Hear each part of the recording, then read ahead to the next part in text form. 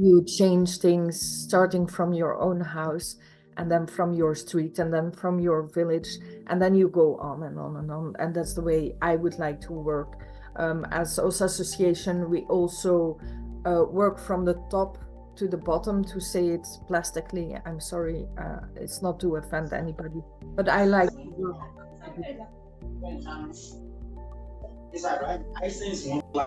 on individual basis. But with the organization, we also, for example, did some schooling. This course was given to I don't remember how many. We had a course of 80 governmental persons, employees, and also ministers were in between, for Ghana and Nigeria, for example. So we're working from all the directions. This is important. Why? Because not only your household and your company and so on must be governed, like we call that in Dutch, like a good house father. So you take the best decisions for the collective that is in your group, whether that is your company or your household. You should act like a good house father and take care of things in that way, in the classical way, taking care of the family. When you work in a company, it's the family. When you work in a country, it's also the family. So we wanted to make more people aware in in positions that where they take decisions for more people on country level.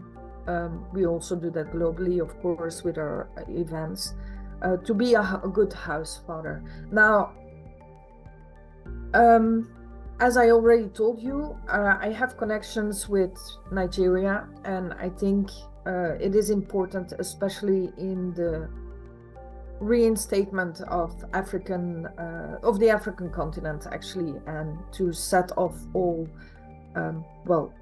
it's not possible, but to set off the bad things that's been done in the history and the things that have been demolished and so on. It's important for me to share knowledge with you.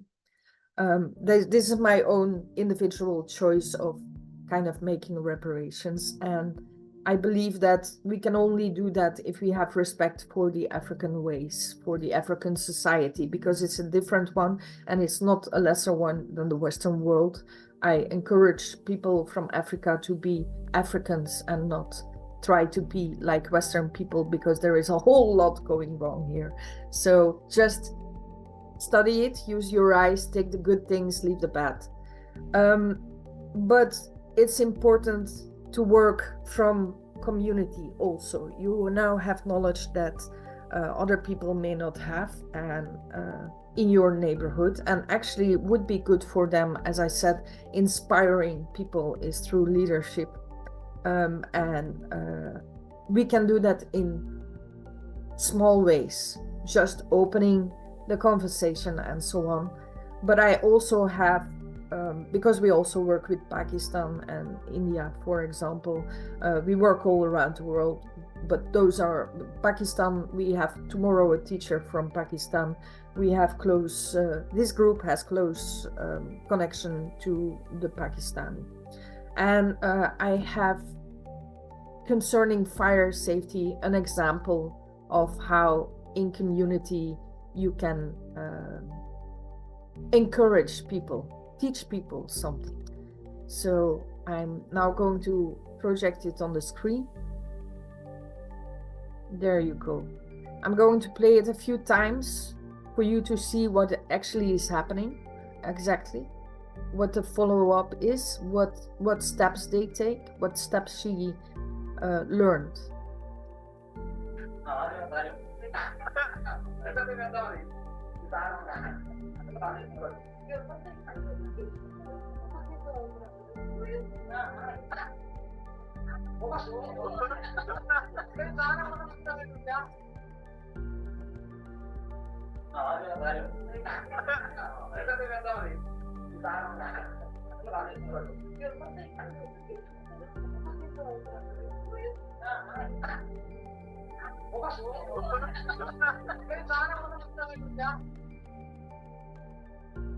I hope you understood that she had to quench the fire by taking away the one of the three elements that make fire, which is oxygen, and then she had to turn off the gas.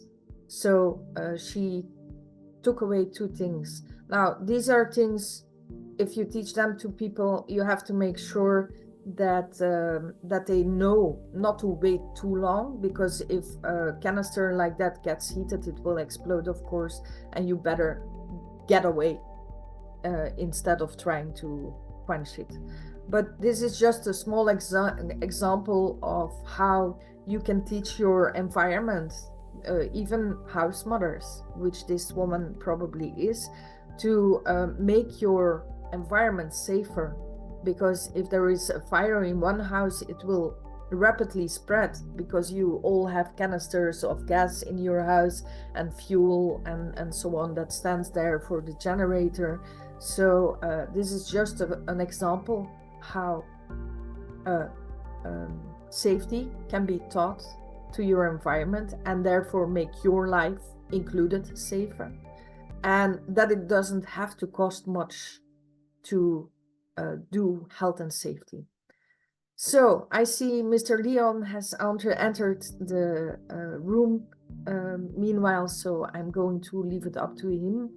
I do not see the teacher immediately around, but Mr. Leon Lee, the floor is yours. Okay, it seems he's not ready yet. Are there any more questions meanwhile? You know, it's important because soon there are exams, and I would like for you to be sure that you understood everything in your manual. Of course, I see also Mr. Richmond. I'll admit him because he's, of course, the specialist concerning the PPE and so on, which you may have questions of. And then, yeah, Mr. Leon, for example, is specialized in standardization. And yeah, any questions, anybody? I'm watching. Miss Solomon was in the room, but I don't see her anymore.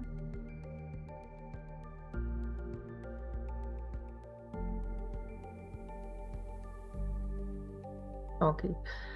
So if there are no questions, I guess everything has been made very clear to you, and is very clear to you, and you will all ace the exams soon.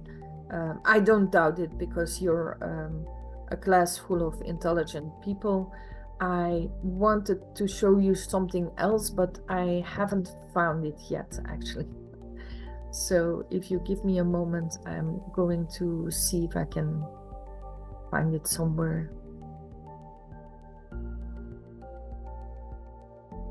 Okay, so probably in the class of Mr. John Flynn, which was, of course, very interested. I had to miss it, unfortunately, due to work, but I know his delivery is always so incredible. You have learned about that in case of an emergency, somebody has to be appointed to call help, call the firefighters and so on.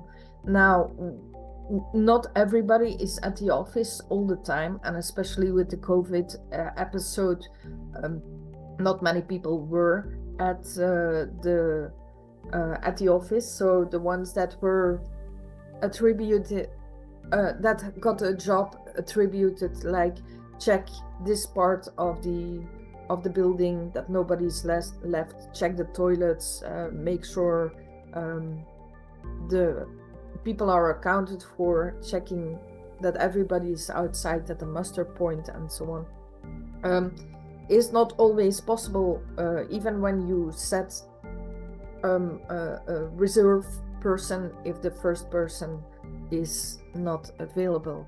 But in COVID, not many people were at the office, so we had to do something.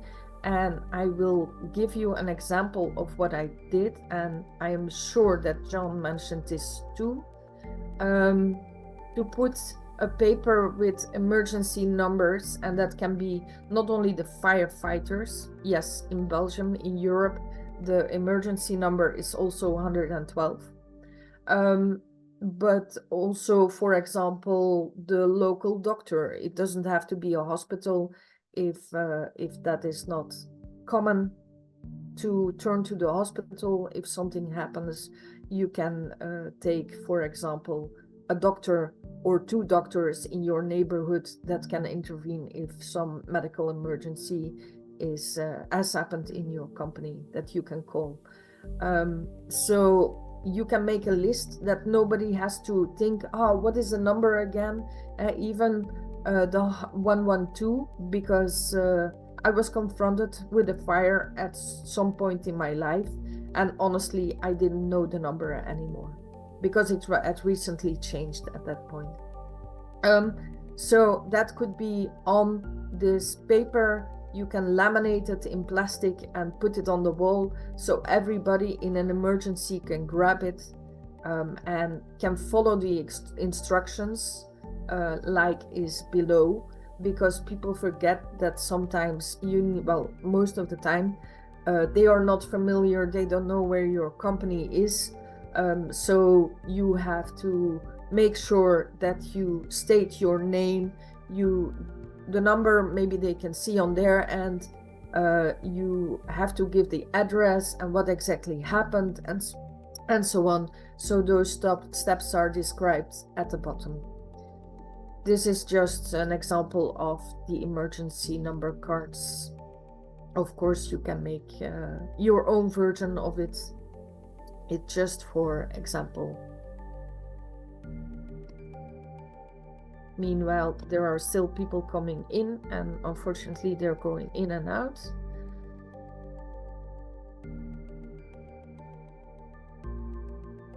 And our Mr. Leon is one of them. I don't see our trainer yet, which is Samuel Odache, who was one of our students in the beginning. So he started teaching, and every time I see him teach, it's like he grows and grows and grows. He is more of a specialist than me, and I'm very proud of him. So I hope you will enjoy the teachings tonight. Hopefully he will come soon. And then also this is a possibility of what you can do. Because we have here, I lost my list somewhere, people from environmental, marine academy, environmental management, and so on.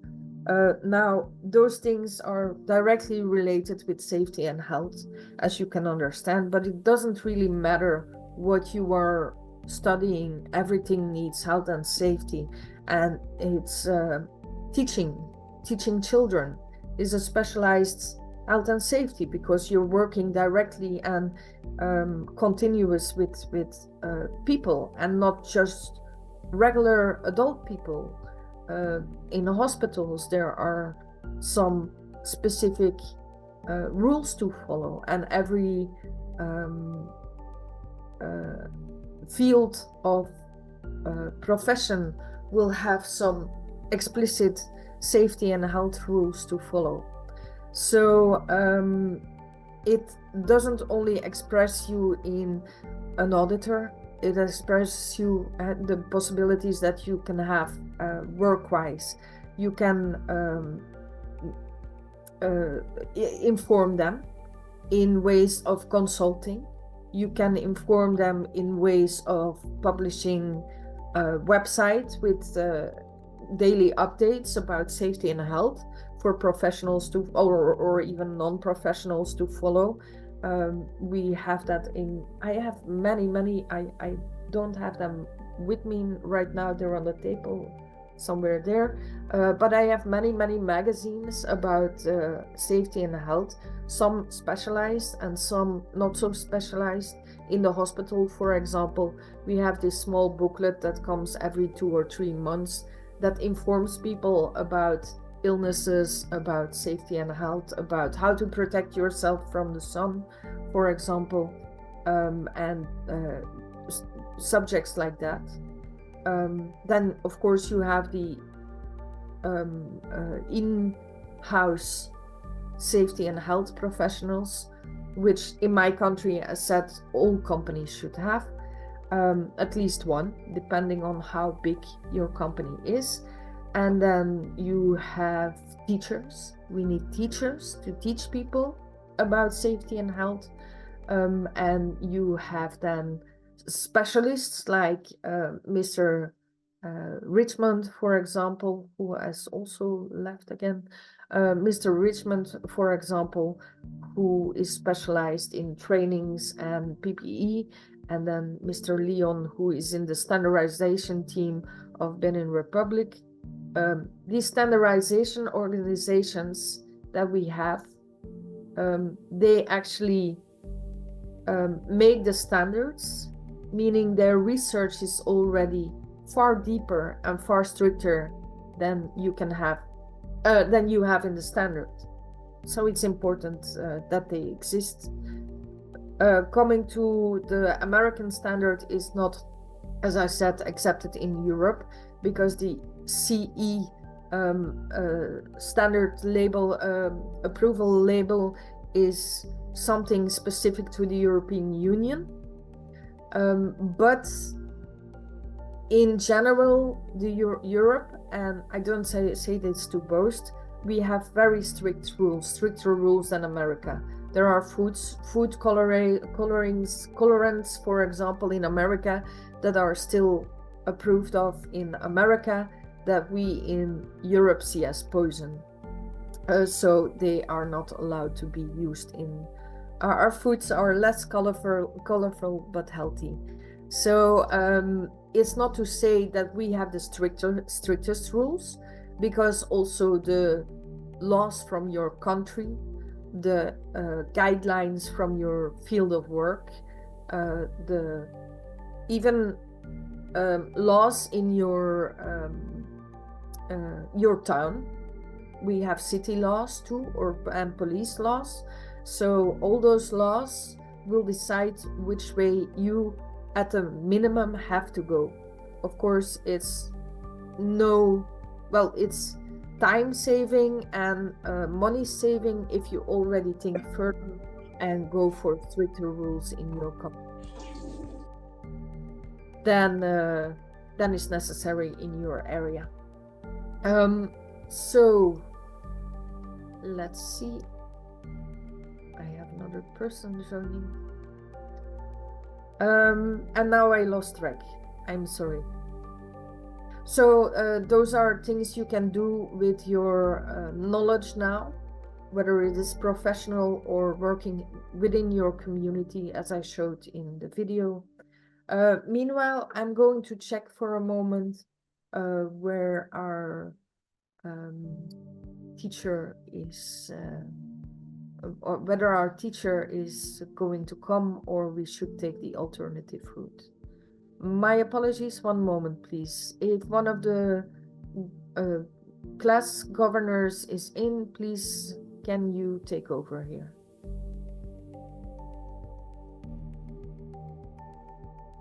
Okay, I understood from Mr. Leon, who apologizes for not being able to be here. He's probably prohibited for the rest of the evening. Mr. Odache is also prohibited to come and teach tonight. So I am informed Mr. Richmond will take over tonight. Unfortunately, I think he lost connection. So meanwhile, I will have to check which course it is then. Meanwhile, are there any questions?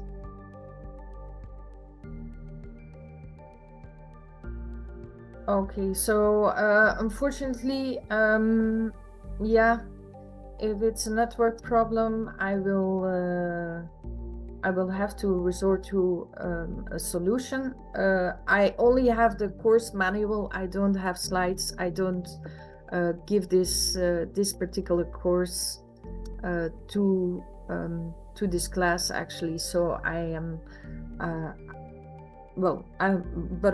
seeing that our teachers are not present at this moment, we will go on and review the course.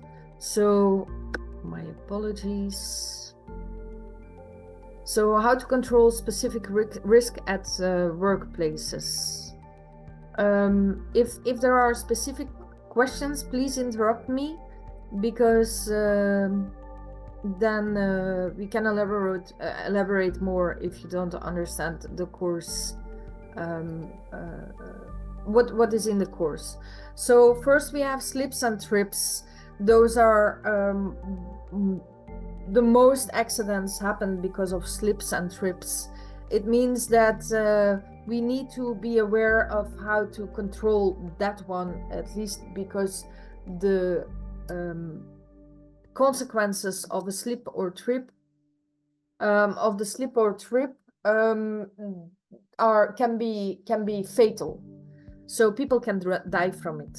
I don't know if you ever heard this. I remember hearing on the radio that this the definition of ironic was this person that climbed the Mount Everest, but I'm not sure it's the Mount Everest anymore, because I tried to look for the case and I didn't find it. He climbed a big mountain anyway, 8 times in his lifetime, and then he fell off his kitchen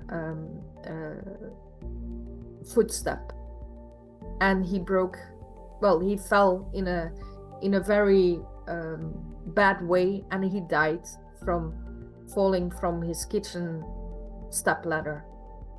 So it is an important thing. If you fall in a wrong way, it could kill you. Not only break your legs and so on, which means that the employee will be incapacitated to do his work at the same level, of course, at least at the same level, if not worse, if not necessarily to stay home for his recuperation. So it is important that we prevent those hazards, which means that, for example, we will clean up spills immediately. We will give people, we will adjust floors if they are slippery. We can, if they need to be slippery, for example, for hygienical purposes, that we need to have a clean space, so it's easier to keep a very smooth surface clean than something that is rugged, that is less slippery, which we can do. We can put a coating over it with sand, for example, to make the outside road less slippery. If it's necessary to have this very smooth floor, you can adjust the footwear that people use to prevent slips.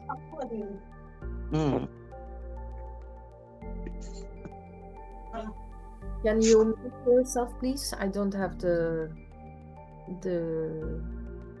people next to me. Also, for example, and I'm going to go back to something that normally you will receive.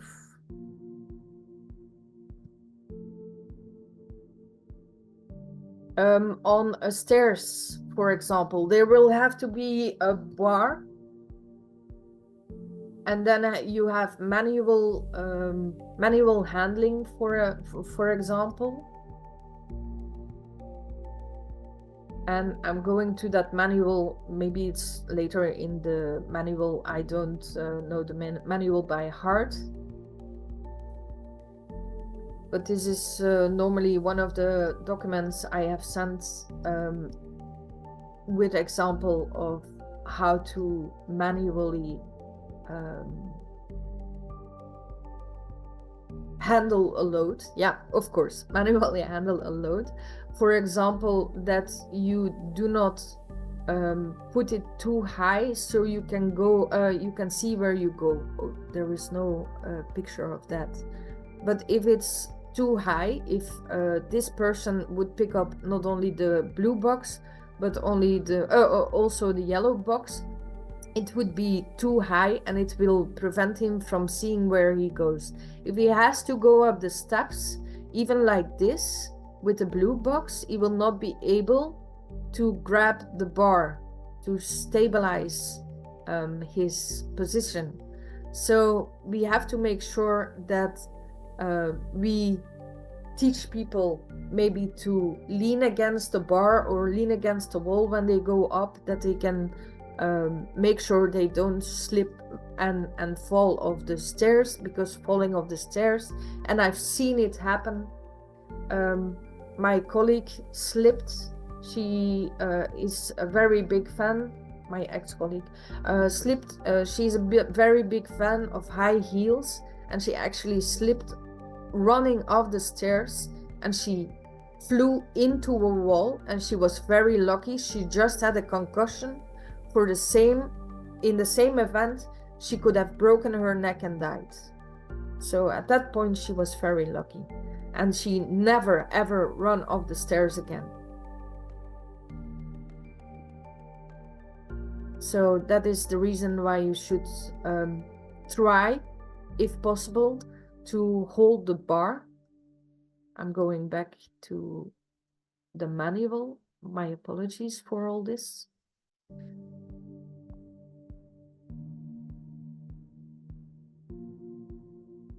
I have to close the other one. One moment, please. I'm coming. There we go. So it's a very important thing. As you could see, and this is also one that can influence what has been put a light on the fire course, the fire safety course, that it's important to pick up waste, because you can slip on it. It not only can catch fire, but it having a clean workplace is a very important thing for health and safety in many ways. So that is also, it's not only spills, but it's important that you realize that also could be a hazard for slips and falls. Like you can see here, rolling material can be a hazard if not used in the right way. If you are standing on a desk chair that has wheels underneath it, just to get something from a higher up closet or to change a light bulb or something, that is not the right way. That is not a good way to get something from a higher closet or to change a light bulb, because this chair can roll away and it can harm you in a fatal way. So it's very important that you never ever do that. And we are one of the things is that humans chase is the economical principle of getting as much as possible results using the least of energy. So it is a normal thing to just take that chair on wheels because it's just in the neighborhood and you just have to quickly do something like that. It's a very human thing to do because it costs less energy than getting the step stool to use that, or the ladder to use that to do that activity. Yeah, deep fryers, you already had some information of our friend Sean Flynn.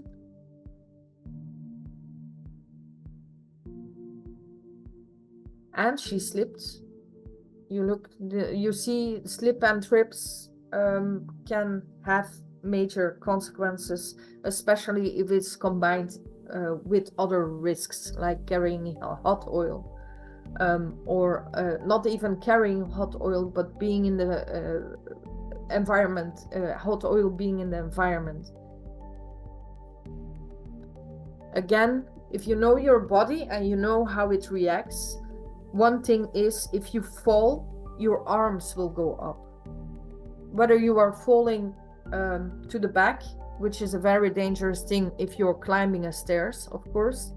If you're climbing a stairs, you better fall to the front. So if possible, always put your gravity point towards the front. If you're going down the stairs, it's better to fall backwards, of course. So make sure you do that very aware, and aware is a very big keyword in safety and health. I'm sorry, I was checking the messages. If you have questions, please raise your voice.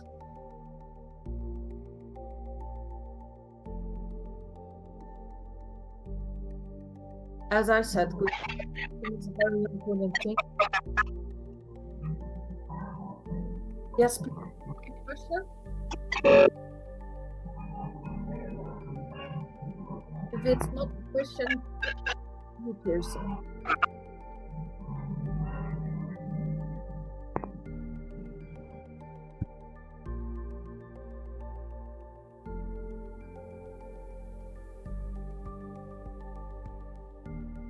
Okay. So as said, it's a very important thing to keep clean floors clean and so on, and adjust your workwear and guidelines to the environment. Making adjustments to the environment, like putting a sand coat over a slippery floor, for example, is an engineering control. If you remember the pyramid of the hierarchy of controls, that's a collective, as I said, because I think it's easier to remember. Collective protective equipment is an engineering control, is like putting a sand coat on a slippery floor, if it's not necessary to keep the slippery floor for the productivity, for the activity of the company.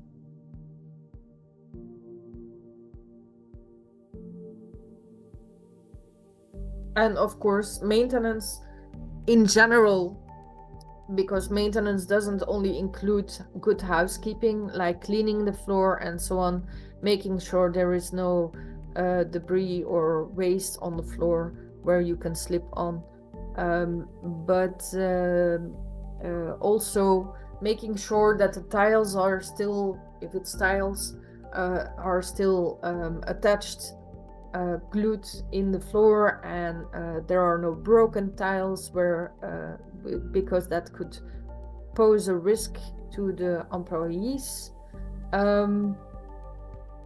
Maintenance in general is a very big part also of safety and health, and I know we live in a consummation society all over the world.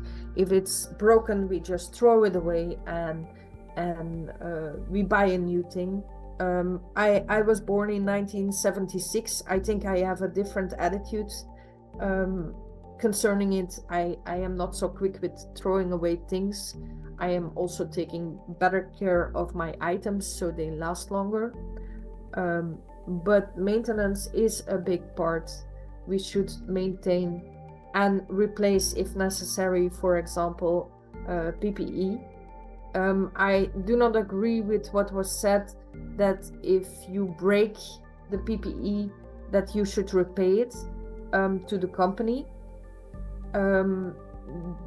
The company has to foresee PPE, and that is not just a local thing or a Western thing.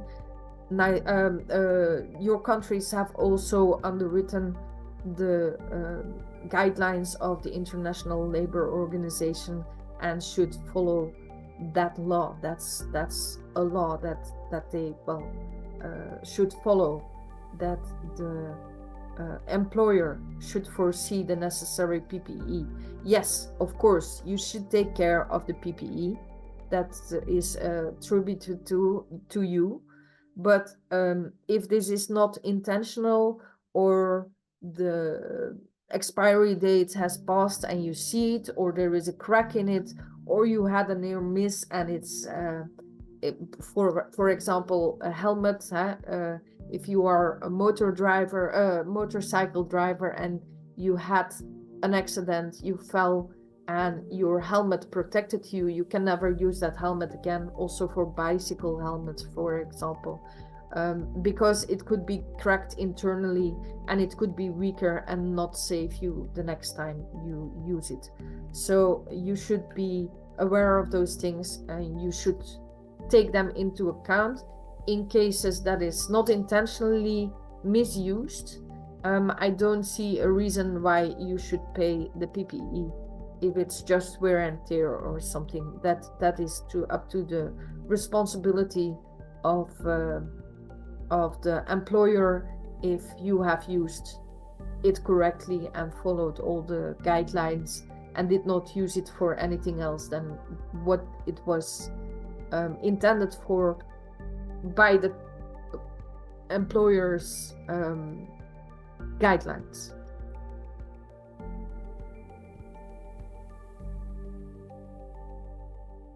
Yeah, lighting. I told you, I'm sorry, but I have some issues with my computer. Lighting is a very important, very fascinating to me. The human-centric lighting is making sure that, for example, on a stairwell, you need to have a certain amount of light. And there are rules for that, actually. Well, rules, not laws.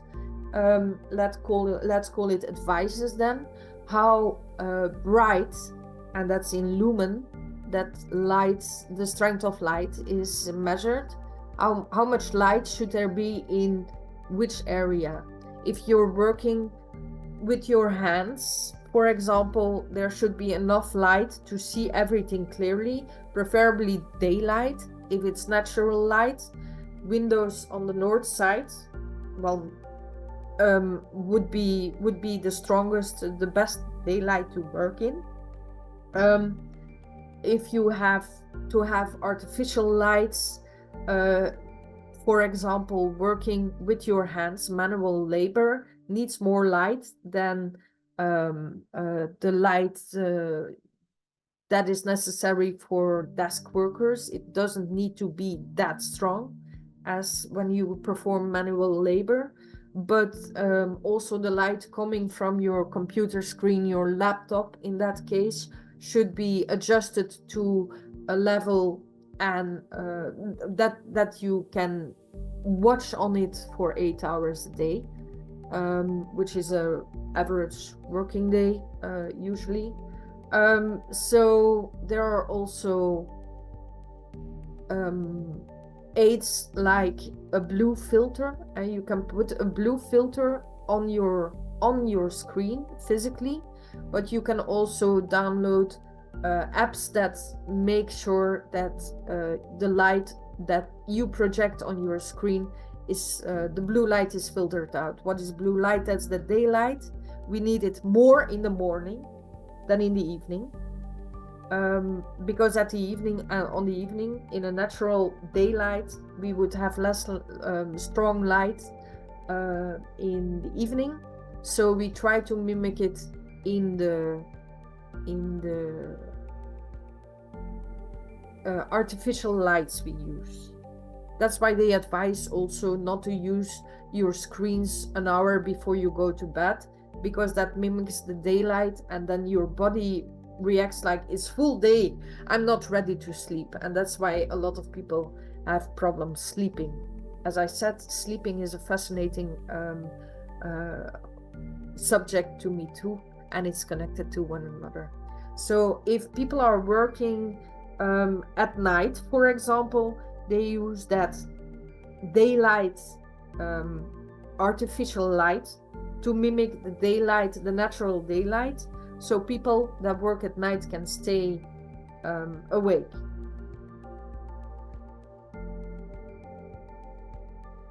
So as I said, for example, a stairwell needs more light than a hallway where you just are passing through. Those are things you need to make sure the light is adjusted to where you work and what the activity is. Yeah, footwear is something you already understood. There are many shoes that have many characteristics. I work in the automotive world, so mainly we have shoes that are not only protected from, well, that don't only have an iron tip to protect our feet from getting hit by items, but also spills, for example, that shoes that will not let the oil seep through. Then you have shoes that you wear when you work on electricity that make sure that, probably with rubber soles, I'm not especially in the footwear, there we need people like Mr. Richmond for, that the conduction of electricity will not go through your body, that it will stop. As I said, footwear, slippery surfaces that need shoes that are anti-slip. It also gives me the chance actually to tell you about something that I didn't have the time for in my presentation, because I always have a lot to tell you. I'm sorry. So if you have to go to a manager, you know, I'm specialized in human beings and how they think and so on. This is my life's work. And I always take the example of a child. If you have a child who doesn't like to eat fruits, and you say, you have to eat a fruit, here's an apple. The kid will reply, no, I don't like apples. And the discussion is actually broken. You cannot bring anything into it anymore. You have an apple, you have offered an apple, and they said, I don't like apples.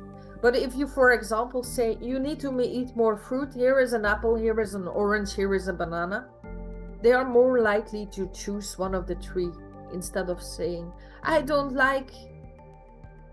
So the same thing with adults, actually. We can learn a lot from children.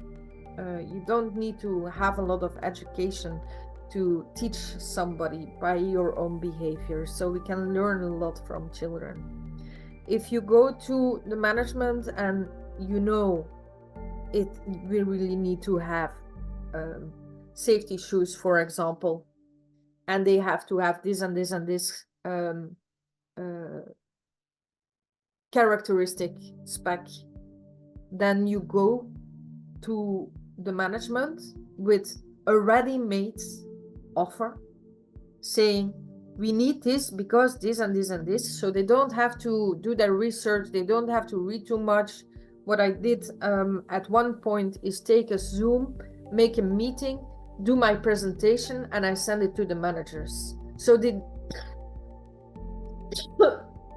only had to watch it instead of read it, and then, because who reads nowadays? You know, we have all these social media and so on. There's all these possibilities to make it easy for the perceiver. So make a voice note instead of writing a text that is long, because people are more likely to listen than to read. I don't even read books anymore. I have audiobooks, an app with audiobooks. I listen to books, and I say I audio read books, not audio read books, not read books. So that's already a tip. But make it a complete offer that they don't have any questions and they don't have to do research or something, and give them 3 offers. You know, this is the reason why, and here are 3 possibilities I think are good. And then you can put in a cheaper, but they all have to be sufficiently good, of course, a cheaper option, and then a comfortable, most of the time more expensive option to come towards the employees, and then one in between, and then let them choose. Maybe the color can be different or something. It depends on who you talk to. Some people think color are important too, especially when it's about the image of a company. You need to take those things into account also, because you need to convince them, because it's necessary that you have these protective shoes in the company. So if you give them the 3 options, they are more likely to choose one of them instead of saying no. So that is something I wanted to add. I call it the power of choice. An important trick. I don't want to call it tricks exactly. Good inspiration for the management. Somebody is not muted. Okay, let's see. What else do we have? If there is a question, please let me know, because I am just going through these things. Working on height is a very important thing, of course, because if you fall from height, then I'm sorry, then you can fall to your death also. Also hard hats in this case. If people are working from height, then things can fall from height. They can drop something. So it's important that the area below in a decent perimeter is prohibited for access, except when they are wearing a hard hat.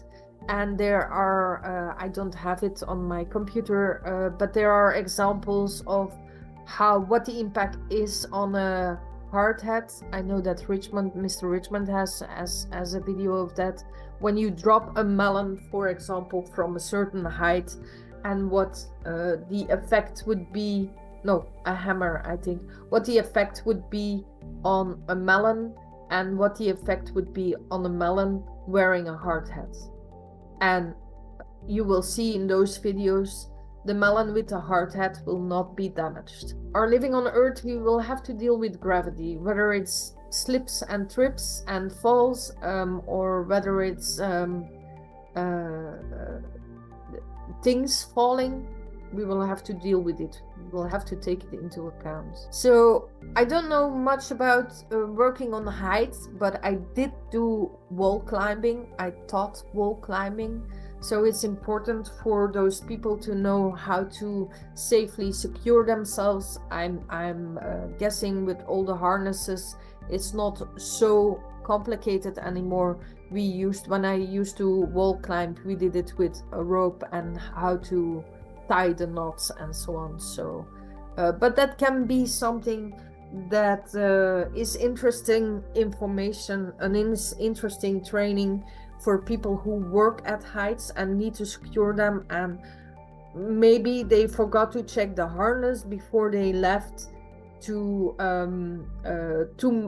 make a safe alternative on their own. As I said earlier, it is not always that health and safety has to cost a lot of money.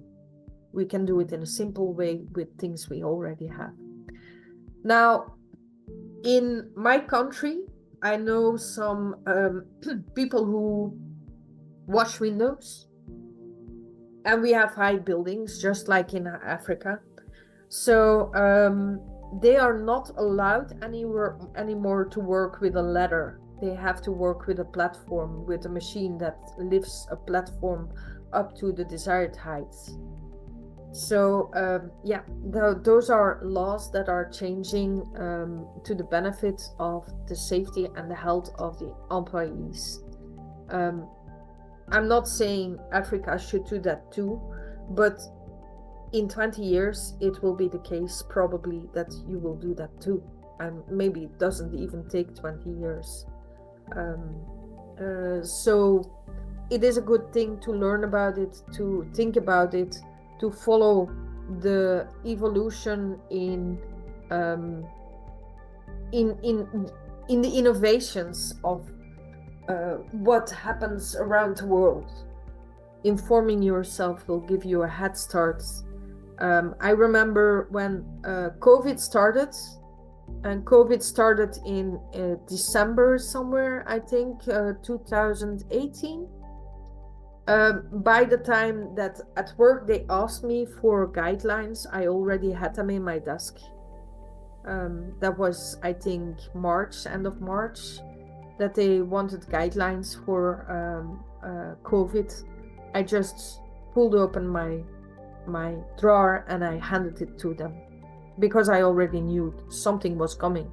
And just like all people, I was like, this is some kind of easy virus, like it's the flu or something, nothing much to worry about.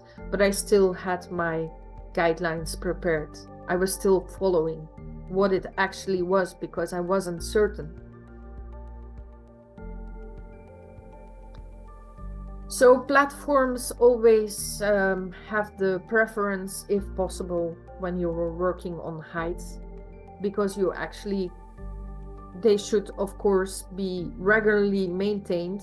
They should be checked depending on what you are doing. If you have a ladder in the office, you should, for example, just for changing light bulbs, you should, for example, check it every year that it's still in a good condition, that when people step on it, that the steps will not fall off or break off or something. So you, but if you're like a window washer, for example, or working in construction, constantly working with scaffolds and materials like that, or ladders, you should check them before every job you start, of course, because the likelihood of you using a ladder is much higher, so the checks should rise as well. And that is true for every activity, for every item that is in your under your care. You should maintain it, taking into account the times it is used, how many people are in the company, and so on. For example, if you are working with chemicals or burnable materials that can burn or explode, you have to make sure they are well informed of what to do when there is a chemical spill, when there is a fire, and so on. And you need to train that not just once a year, but once a week or once a month or once a two weeks, depending on the amount of people working in your company. So we were talking about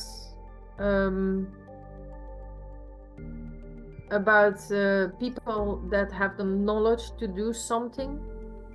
It is an important thing to have administration, and I will go out of the share a moment again. So also one of the things I have sent, according to me, I'm sorry, I'm coming, is a license to work on certain things. Like we have, for example, a fire license. This is one I made for the company I was working with. I adjusted it a little bit. Fire license means that somebody, for example, was in this case coming to weld on our rooftop. So it means that all the specification, all the data of the company where it's, well, the building where it's been done, and between which hour and which hour it is allowed, which company can do it, that is the external company, and then all the signatures, precautions, for example. As laws also, companies have guidelines. If the guideline of the external company is the strictest, then because, for example, it's an office, so you don't have the guidelines that this external company has that is coming to weld in your building, then you follow the strictest guidelines. If the general guidelines are stricter than the external company, you follow the strictest general guidelines, because it's an important thing to follow the strictest safety and health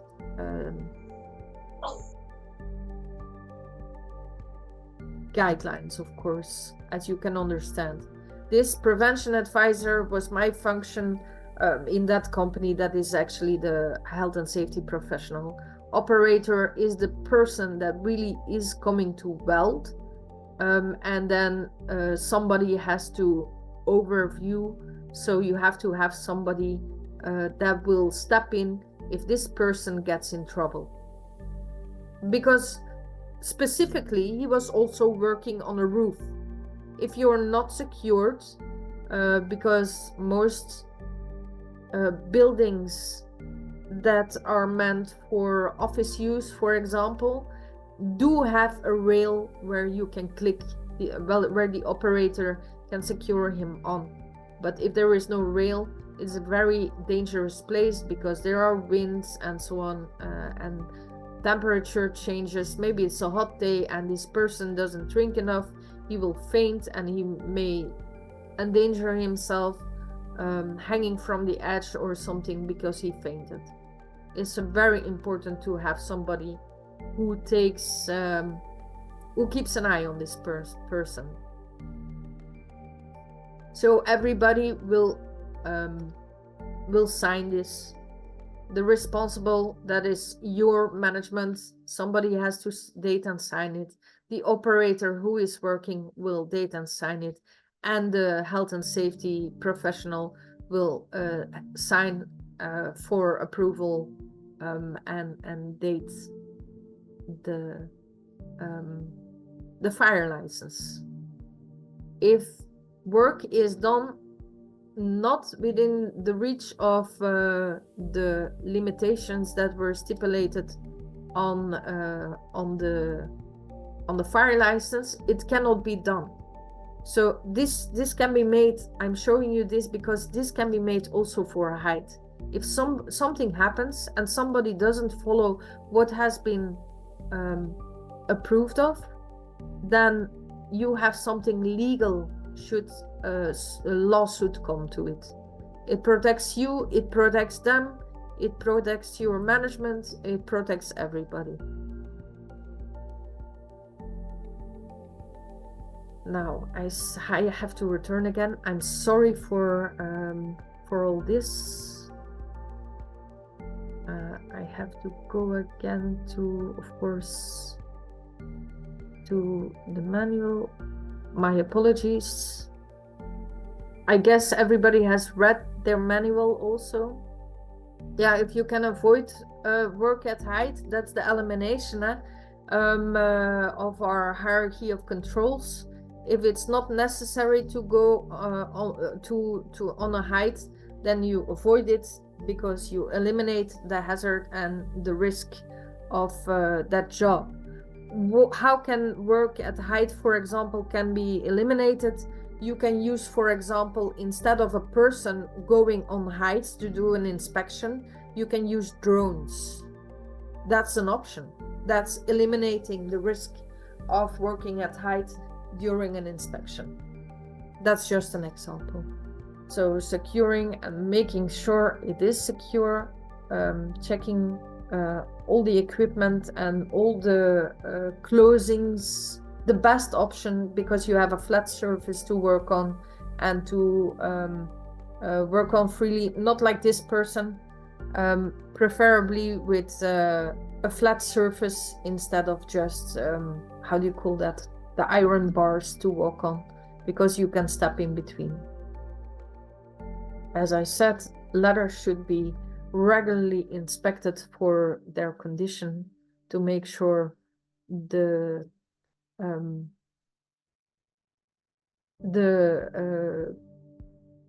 item is safe to work with.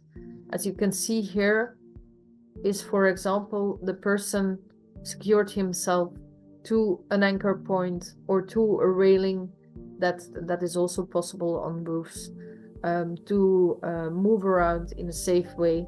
If wind catches him and he does fall down, or there are fragile surfaces, maybe roofing that is not good anymore, that is rotting because of time or just because of engineering mistakes, he can save himself by being locked in an anchor point or a railing.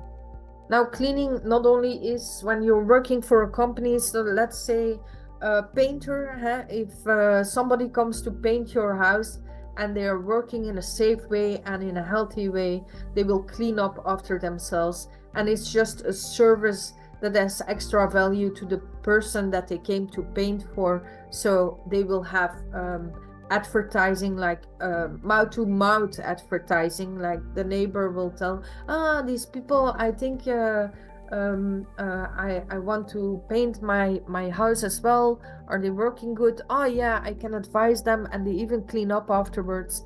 It actually another example how safe and healthy working actually is an asset to the profit a company can make. And for cleaning up after yourself, you don't or cleaning up while working also, which is a very important thing, because you don't want yourself to fall or to have an accident, is not something that costs much except for time and energy, which are means too. But usually the mean we think of is money. It doesn't cost any money. It costs a little bit of effort. So, as I said, I'm a little bit older.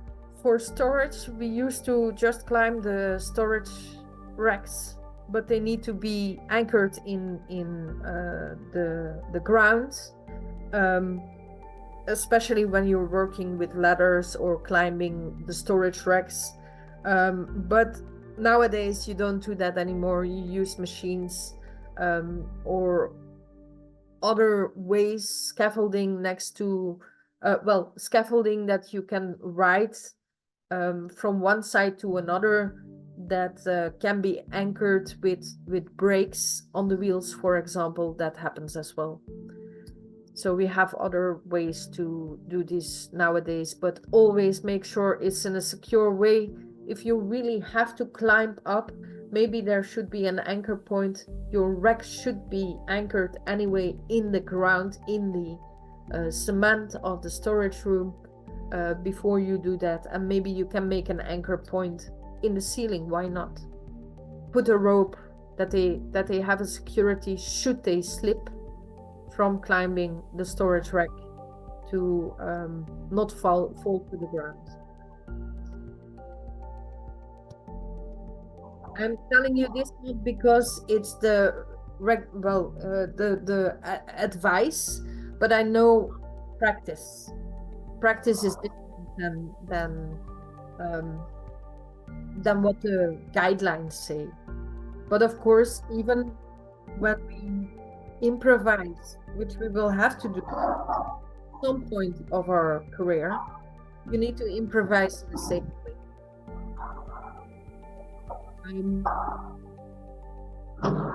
Occupational health and safety in general actually is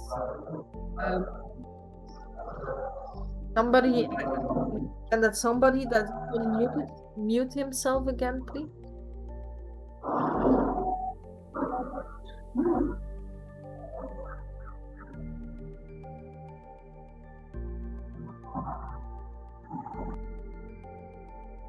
Thank you, Bride. So now I forgot what I was saying. Okay.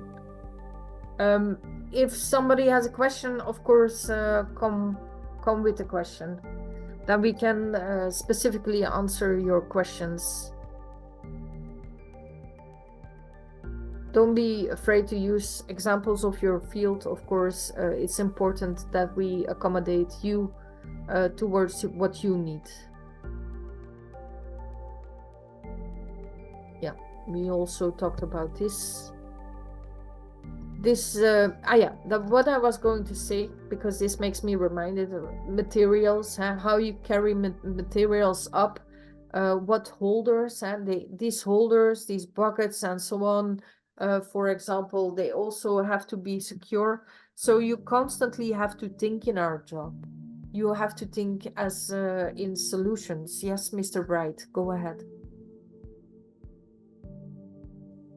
Okay, good evening, everyone. So my question is regarding the use of ladder in jobs. I've seen a situation whereby a job that was meant for up work now, the ladder was used. At a point, the person actually fell from that ladder, and then he had an accident, a little accident in his arm. Is there a way that ladder can be replaced? Is there a tool that can be used in place of works that involve the use of ladder for more safety purpose? That's my question. I don't know if I completely understood. I'm sorry, you have a lot of back noise, and I'm not good in listening like that. So there was a ladder, and you had an accident, and then you replaced the ladder. No, let me ask the question again for more clarity. My question is there a way we can have, or rather, are there other ways we can replace jobs that uses ladder? Are there other tools that can be used to replace ladder, especially in up work? Because I've seen a lot of persons who uses ladder, and at the end somehow they still sustain some injury or had an accident. Are there tools that can be used? Are there equipment that can be used in place of ladder for more safety? That's my question. I don't know if you got this now. Yeah, as I said, the safest way, if a ladder is not safe, I don't know how high this ladder is you are talking about, to replace it is to have a scaffold, so a podium, and this can be a sturdy table, eh? If that is a solution, I don't know if you are working in which kind of work you are doing. Of course, not in construction. They will have scaffoldings and they will invest in scaffoldings. But if you have a table, for example, that is always more safe. That takes more effort to put in the right place, and while you are working, for example, you need to step off while you are painting a wall in your house or the ceiling in your house, for example. You will make sure that you step off the table and then move the table a little bit to paint the next bit.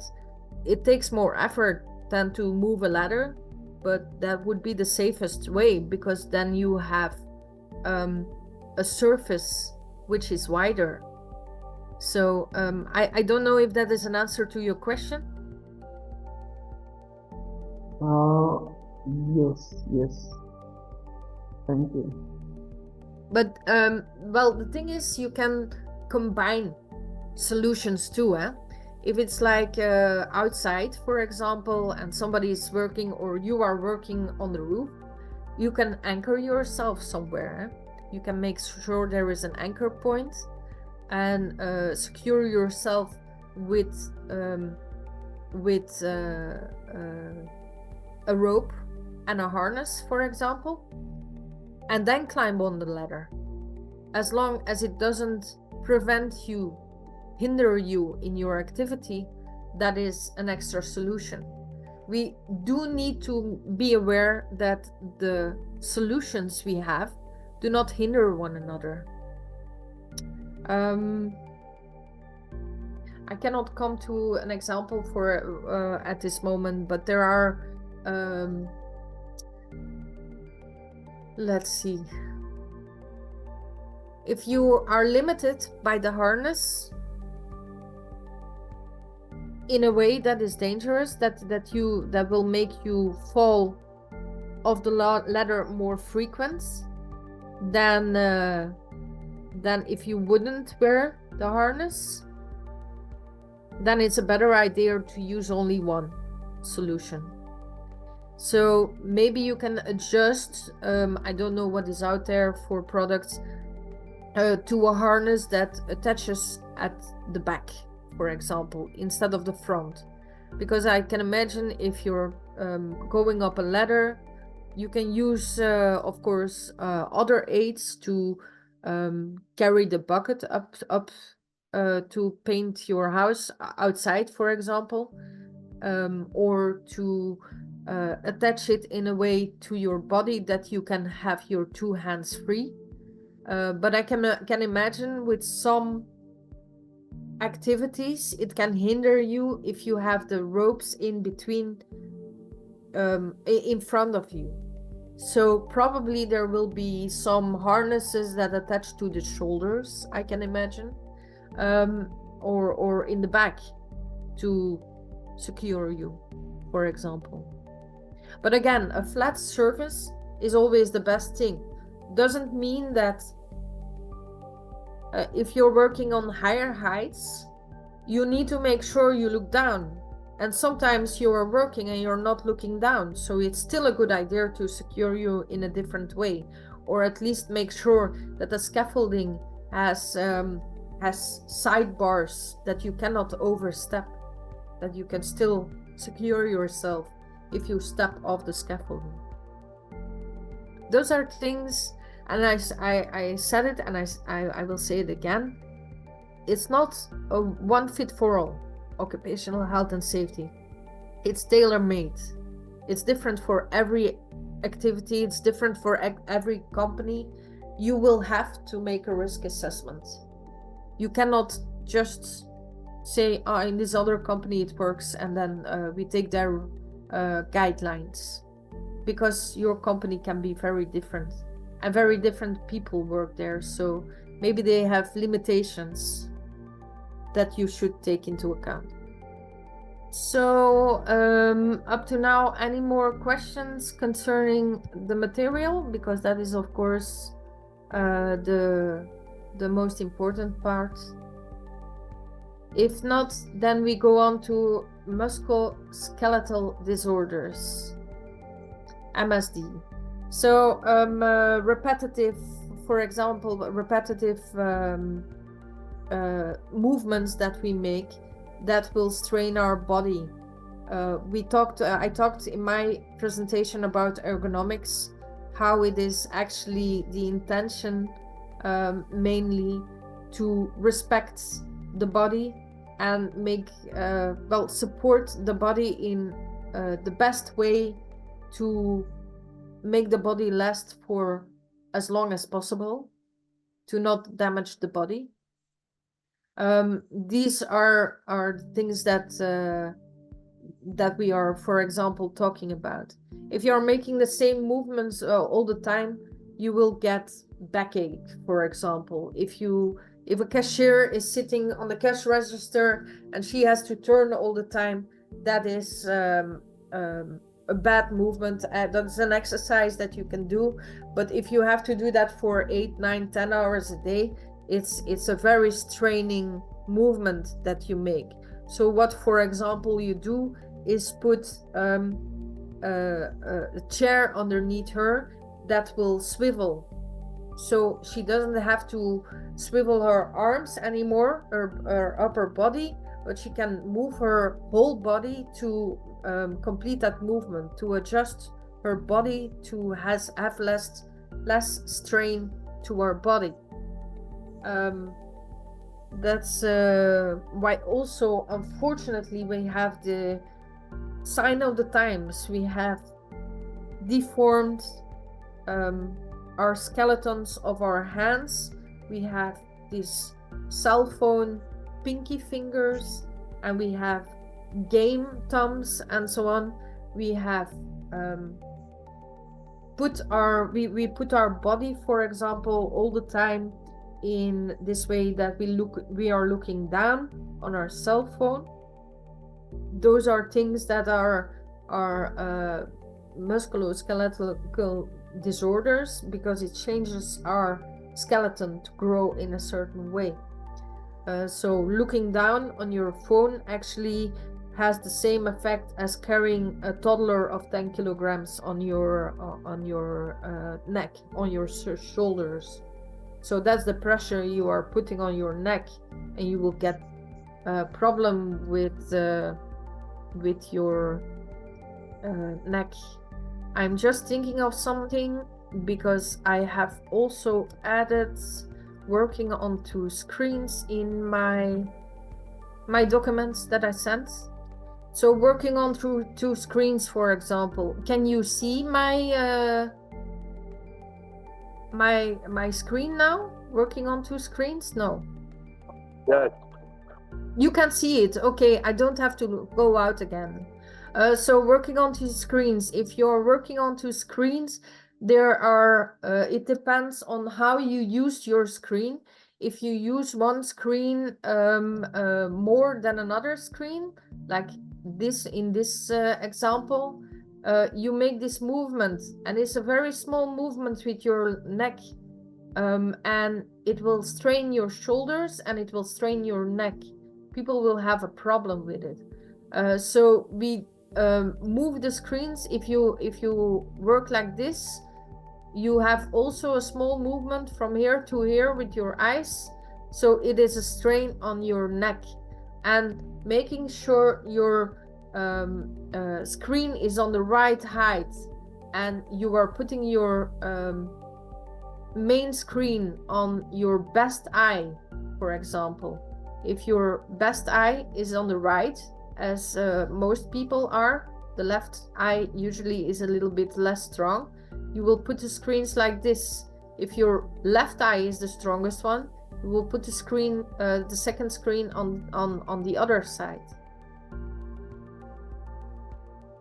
That's just an example of how that you can make sure that the strain on your body actually is not too big, it's limited, because we are trying to limit the strain on our body so we can be healthier and we can go home to our family healthier. Repetitive things, we have aids for that. We have exoskeletal support for bodies, for example. And I don't have, unfortunately, immediately on my screen the examples, but they were like, how do you call it, covers, like a shield of a tortoise, that will help you, support you in your movements if you really have to make movements with your whole body, that will make the strain lighter for you. I will look for some pictures later and I will show you. That's for example a possible solution to these things. Or just like you see with athletes, if they have a weaker knee, they will tape it for extra support. That is actually the simplified version of exoskeleton skeletal support devices. So these are the hazards that you can have. Risks. I am just thinking of my grandmother, who was a sewster, and they didn't have the electrical machines, so she had to push with her foot to make the sewing machine work. And her one leg was normal size, and the leg that she didn't use to push was really, really, really small, because she always used her right leg. It was normally developed, even overdeveloped, and the other one wasn't developed. That is a professional disease, for example, caused by this repetitive use of certain parts of your body. Yeah, time and length is also important, of course. We see that in hearing, for example, which actually also is a restraint, about a continuous strain on your body. If you're working in an environment where you have a lot of noise, it is not so bad if, for example, fireworks explode and you have a small you have a few seconds of explosions compared to if you have that continuously. Because if you have that continuously, then it will affect you physically. Not only physically, but also mentally. As you know, if you have hearing damage, you can have the beep in your ear, tinnitus.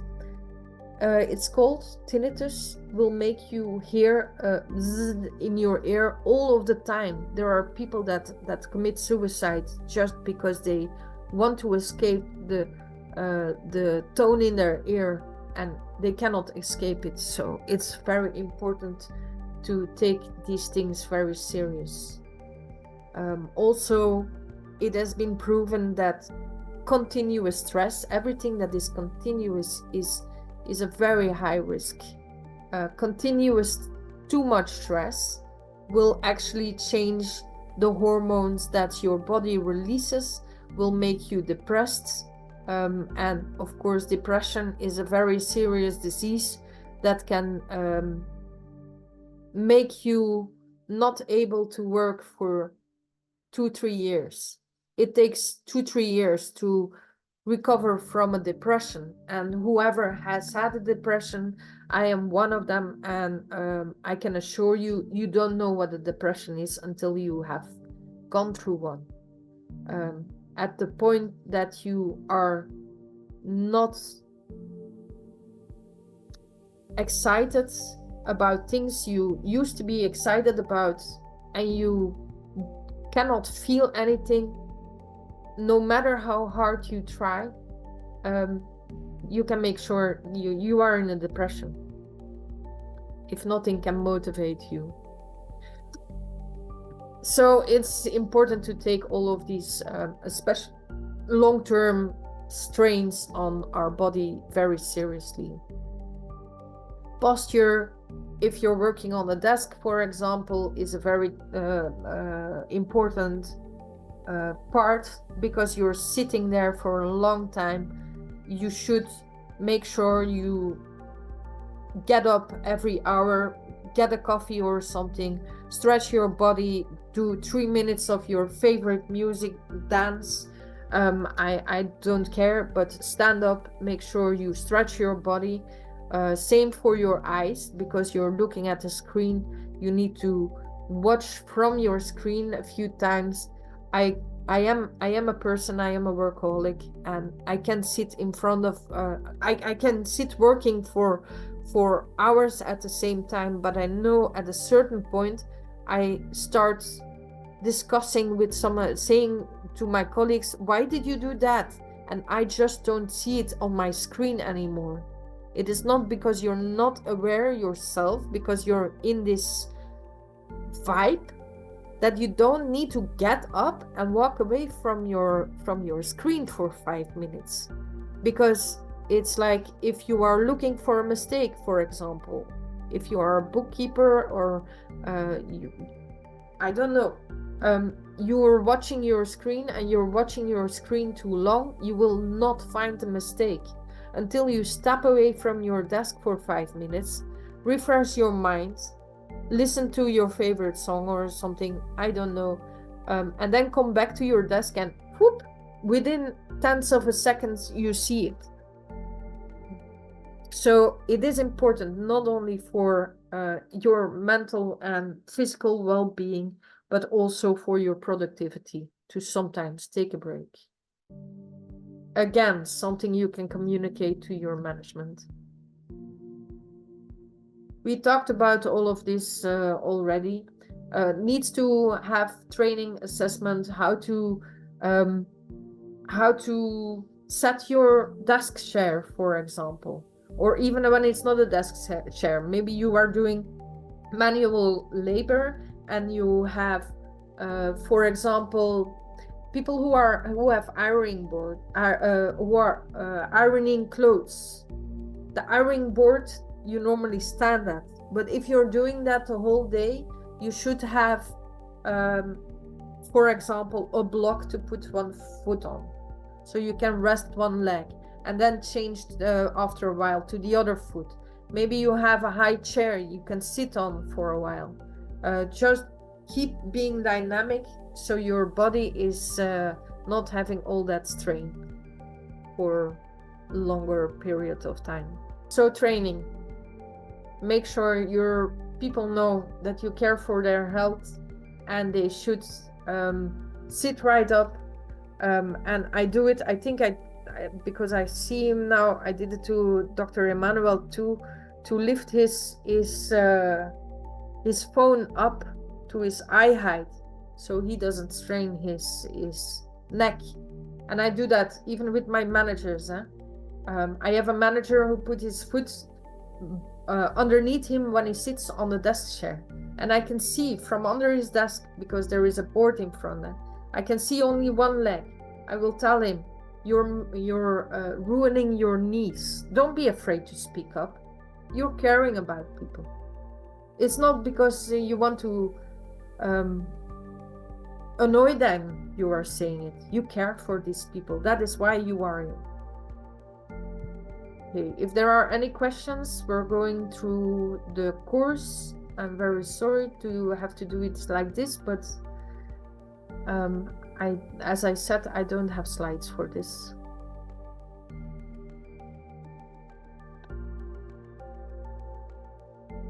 Yeah, this is an option, reducing force. Maybe you can use a tool to not have to press that much. If you have to lift something, for example, you can use a lever that will help you. That's physics, huh? I don't know if anybody knows about physics, but I am a science student. I was a science student in secondary school. The longer your lever is to lift up something, the less force you need. It's physics. It's an interesting thing. Our field of work is like, you can learn, you can find new sideways again, new knowledges that you can actually use in other fields also, because where fields cross, there is innovation. If you take something from, like I said, for example, in technical inspection by using drones, that's an innovation. That is drones that had nothing to do specifically with technical inspection, taking it from the other field, maybe security, taking it out of security, putting it into inspection is an innovation. So don't be afraid to think about things like this. We are innovators, we are problem solvers, we make the world a better place.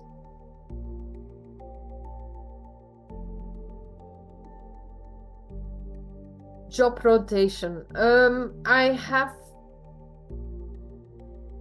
have something to say about this, because I worked here in a Japanese company for 22 years, and just like I had the example of rewarding people to stimulate them, to motivate them, to be more aware of health and safety, could potentially go the other way around. Like I said, if every month you choose the worker who is safest in the company and you put on his picture, and it's the third month he won, the other people won't compete anymore, because it's always the same person that gets it. It's nepotism. Job rotation is a good thing depending on what jobs you rotate. In Japan, it is the habit of putting people from development, for example, in bookkeeping and or administration, and then in sales after that many time and so on. That is not the intention. It means that, for example, today you're using the hammer, tomorrow you are using the wrench. That's a different thing. but you should still make sure that these people know how to use the hammer and how to use the wrench.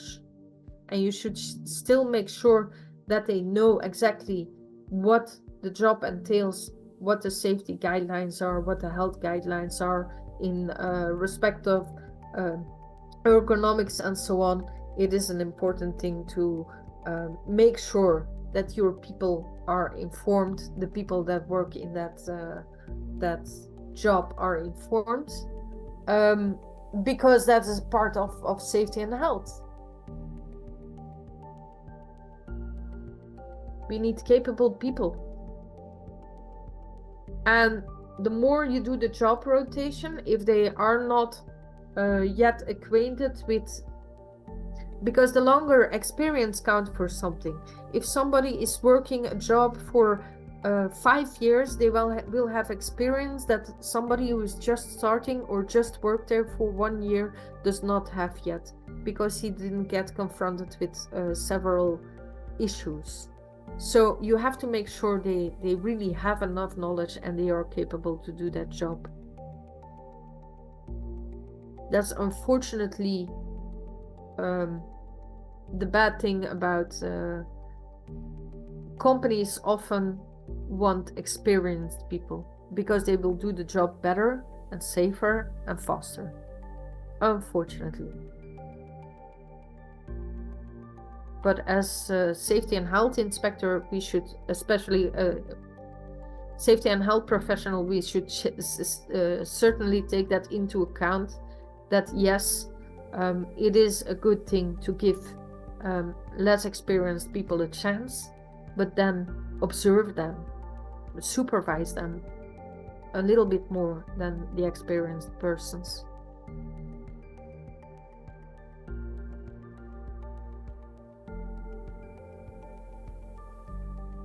Okay, we talked about this already. Eyesight, we talked about this too. Stress, regular breaks.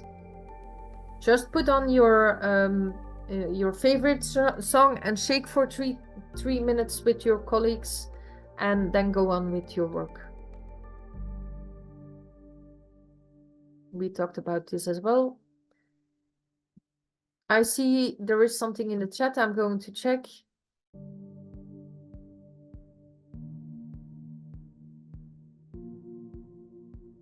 So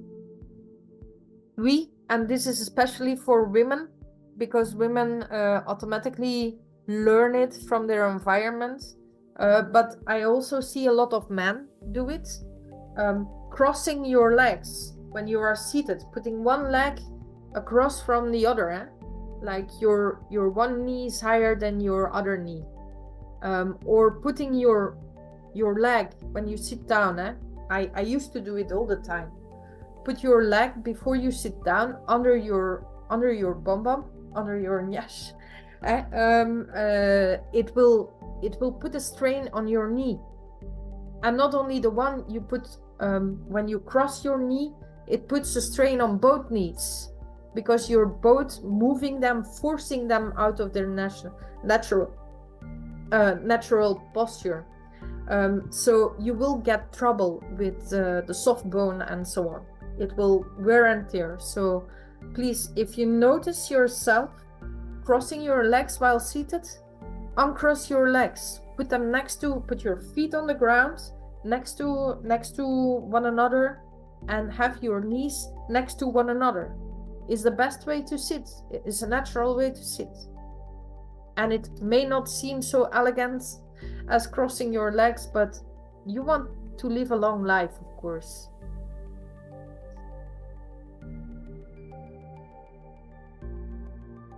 Okay, so that was a question I received.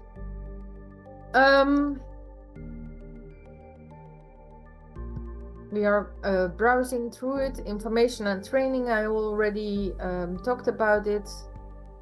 Supermarket checkouts, there you go. We talked about it. Workstations, you should make an assessment, not only for every machine, and actually every person that works in your company. You should also make sure you assess workstations. separately from one another, so you can make guidelines for new persons that come there, how to work at that workstations, what to do to put up the safeguard, for example, when they leave the workstation, how to sit on your chair, how to adjust your chair. I can tell you this, what I said, you need to put your feet next to one another, flat on the ground. And when you sit on the chair, your knees should be straight with your bum bum. So not higher and not lower, because it will cut the flow, the blood flow to the lower part of your legs will be cut by the chair if you don't sit correctly, and your feet will be like sleeping. I don't know if you use that, and the tingly feeling, that means your blood flow has been cut. You should not sit completely with your knees, with the seat of the chair in your knees, for example, because then again your blood flow might be cut off. So if you are not a tall person and your knees are touching the seats, the seat of the chair, then you need to put a cushion, for example, behind your back, so you sit a little bit more to the front. Then if you are a tall person, if you are a small person and your feet do not touch the ground, then you need to put a block underneath your feet, so your feet can be flat on a surface. So that is just, as I recited also, at certain times you need to be in a secure way, very creative. I had a person who was more than 2 meters high, and we didn't have desks that could be lifted up, because you have these height adjustable desks that you can that are very good for ergonomics, but they are also very expensive. So if your company cannot make the budget, at that point I just took some wood that I had in at the back of my house. I took my saw and I made blocks, sturdy blocks, that can be put under the desk of that person to higher his desk, to put his desk higher, so he can sit in a naturally good position. We also upped his screen. We made sure because your arms should be on the desk, on your elbow side, for example, also. Those are just a few examples of how ergonomics works and how we sometimes need to be creative. A work environment would be like temperature, draft, for example. Draft is a problem in some spaces. Sometimes people are working in environments that are very cold. We need to make sure we have then actually personal protective equipment would be a sweater or a coat. Same when you work outside. It is not a general thing to consider sunglasses as personal protective equipment, but in some companies, in some activities, it should be considered in company as a PPE. Sunscreen would be the same. Maybe protection against mosquitoes would be the same if you're working outside, because we cannot tame nature. Those are all things you should consider. And of course, our people that supervise the employees should be trained to manage people. So yeah, I see that there is already some information about screen workstation. Manual handling, I already showed you some of that. That will be normally sent to you.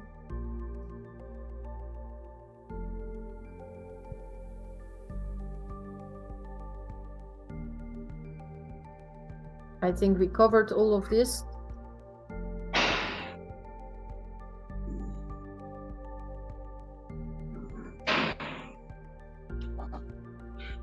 Where we can use tools, we should use tools. Is this Mr. Ovi again? No, I'm sorry.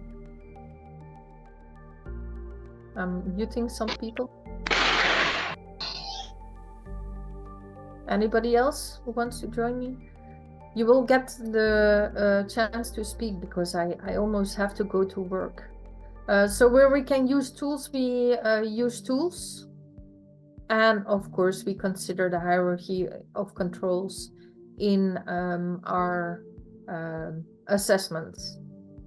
Manual load and so on and so on. Rest breaks, very important.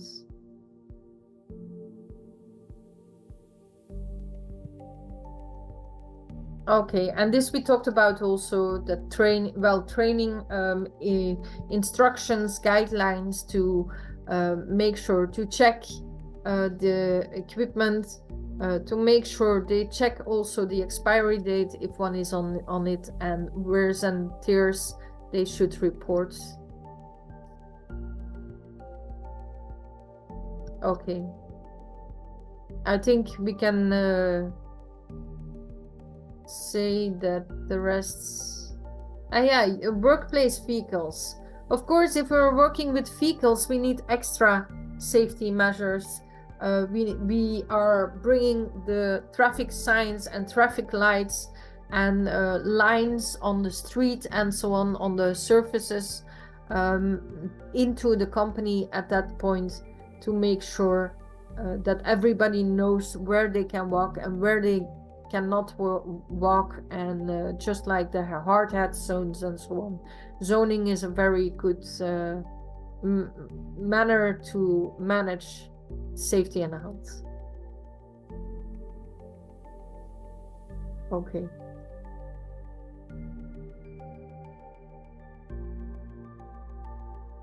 As I said, it's not because it's practice in your company that it's not practice outside the traffic safety. We have also outside the company driver selection and training. Drivers specifically, they will be checked on their heart health. So if they are in danger to have heart attacks, high cholesterol, for example, or they have what's it called, sugar disease, diabetes or something, those are risks for a driver. Bad eyesight, bad hearing, those are risks for a driver. A driver will be medically assessed every year for to prevent that he gets, for example, a heart attack while driving, and well, causes a ravage in the streets and harms a lot of people. So this is the reason also why, for example, because that is an important thing. You will have, after you did this exam, you will get a diploma, a certificate, and that the certificate means something, because you didn't buy just a certificate. Like in some places you can buy a certificate which has no value because it doesn't prove that you have the knowledge, which this course, you have proof. When you get the certificate, you have proof that you have the knowledge to carry out assessments and so on, that you know something about safety and health. So we need to make sure that the diplomas are accredited. If they need to have a driver's license, for example, like I remind you of the story of Mr. Emmanuel, for example. We need to make sure, make them do a test, give them training, make them do sleep training with the car, for example. I'm now talking about driving. If it has rained and there is a lot of mud and it's possible that your car slips, it's important to have somebody who is skilled to drive in such weather. So it wouldn't be uncommon to make them do a test when you hire them.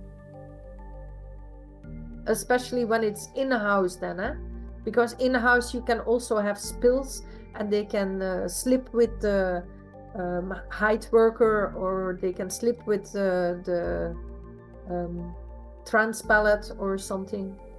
It's important they are skilled.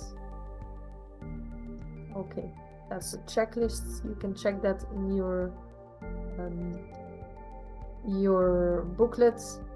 And then, yeah, you have stress. As said, stress isn't a bad thing. Stress is a natural reaction.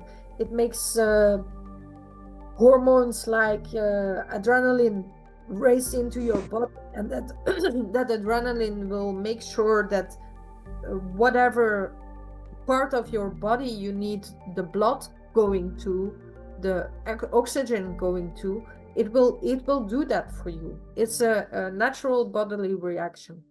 Now, it is proven that they did tests. If you out loud say stress is bad, your veins will narrow and the blood will not flow as freely. If you say it out loud with your colleagues, stress is our friend, stress will make us overcome this hurdle, because that is what it naturally does. Your veins will stay wide open and the blood will rush to the parts you need to overcome that hurdle, whether it is your brain or your body, whatever you need, your body will do that naturally. Now, we have too much stress. That is a problem. Too much stress for a long time, your body will be altered. The hormones, your brain will be altered if you have too much stress. And too much stress, I mean with overwhelming stress. So you need to be aware that what you are doing it for, the why, is very important. You're doing it to survive. You are doing it to feed your family. You are doing it for a reason, and you have to make sure you understand that if you are not safe and healthy, then you cannot do that for your family again. Your health, even if you care more about other people, your health is the most important gift you can give other people. Because also in a relationship, another partner can give you money, another partner can give you intercourse, no problem, anybody can do it. But the value that you bring as a character, as a unique person, it can never be replaced. And there will always people that will be sad when you leave this planet. So you better make sure that you are healthy, that you're 100%, because if you're not 100%, how can you give others 100%? So make sure you can give a full gift to other people by your presence, by your effort. Take care of yourself, drink enough, eat healthy, make sure you exercise enough, make sure you sleep enough. Did I say drink healthy? I mean drink enough clean water so your body can be filtered out, yeah, just take care of you. Take breaks when you feel stressed, because when you are stressed you are going to be shouting to other people, and you don't want to shout to the people that you are there for, that you want to be there for. So it is a necessity not only for the management, because when you're stressed you're not focused 100% on work either. So they need to take notice of it. They need to care about it, because they want workers that work 100% and not just 20%. So I think that is the last part of that I'm sorry, cell phone we talked about, like call center problem. That's an example, I guess, huh? Yeah.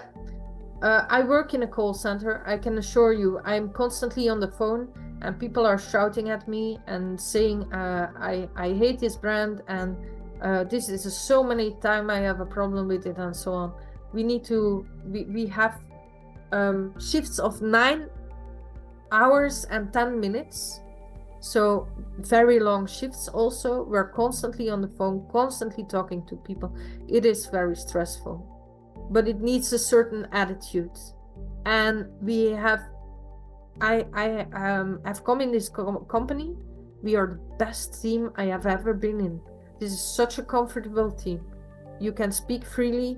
You can express yourself freely about the troubles you are facing and so on. We are really together knit team. So that is a very important thing if you're working in a call center, for example, that people can talk about those things.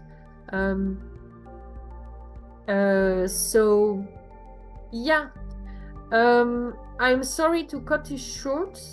Mr. Uwalaka, are you still there?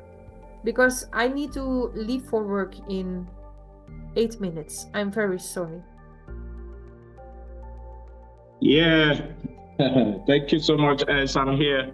So be rest assured, once you're done, I can make some inputs. I think you are already doing great. Thank you.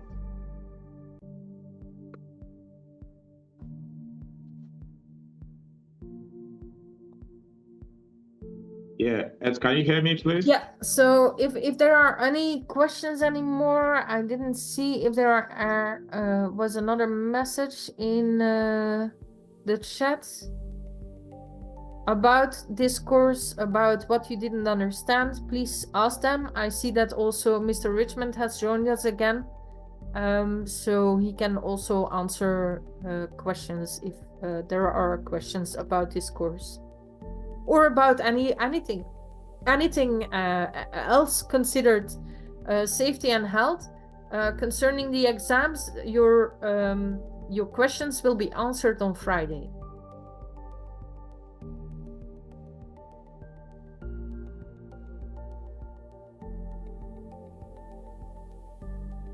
Any questions?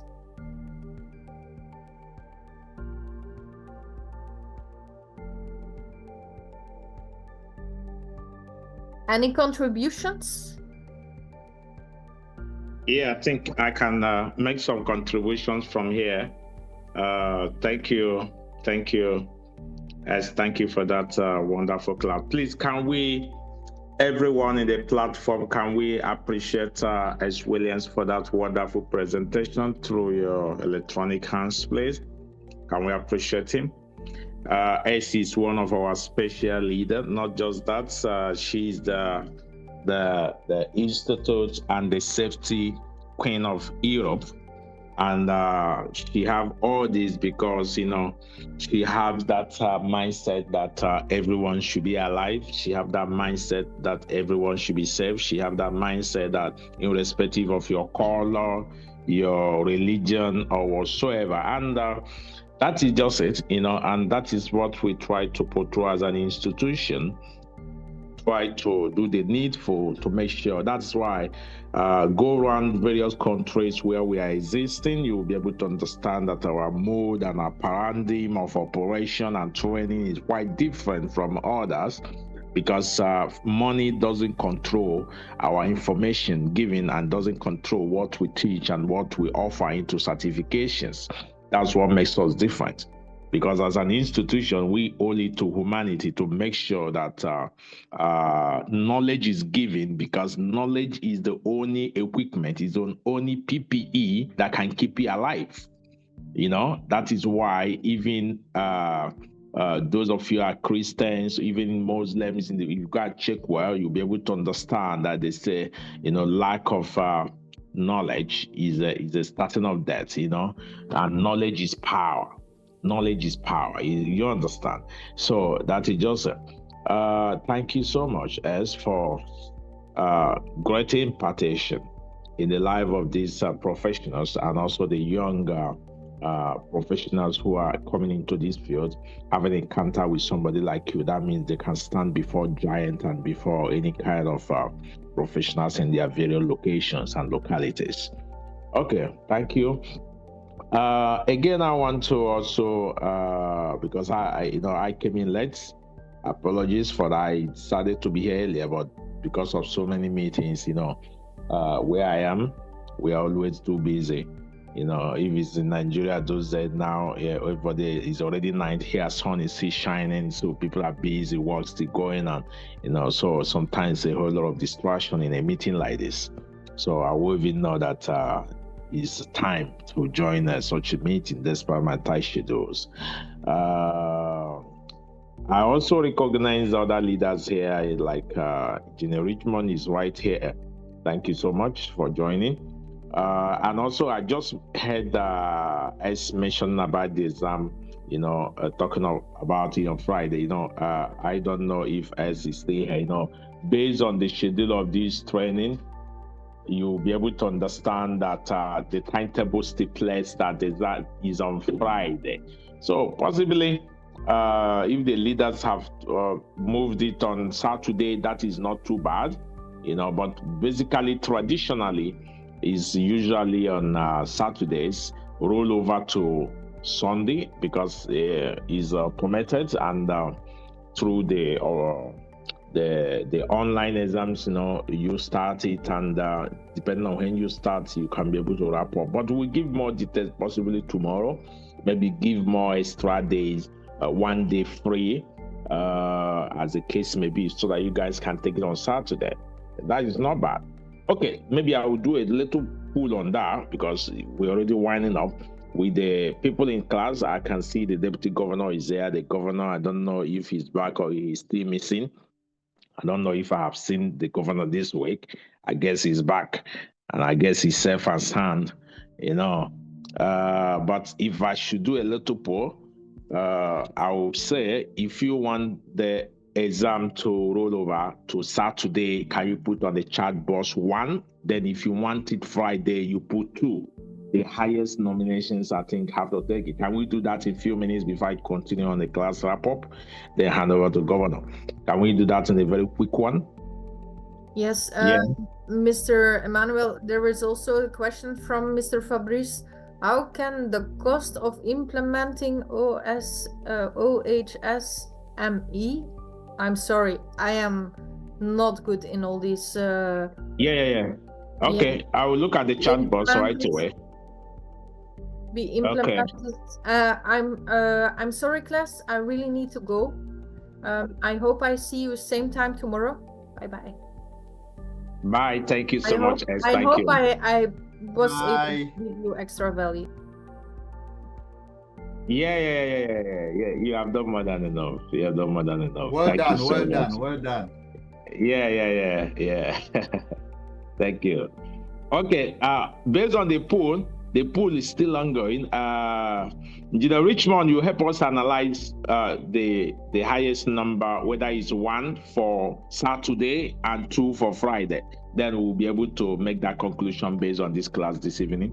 Okay, while that is going on behind the scene, then let me give the permission to Emma's owner to ask his question and make his contribution.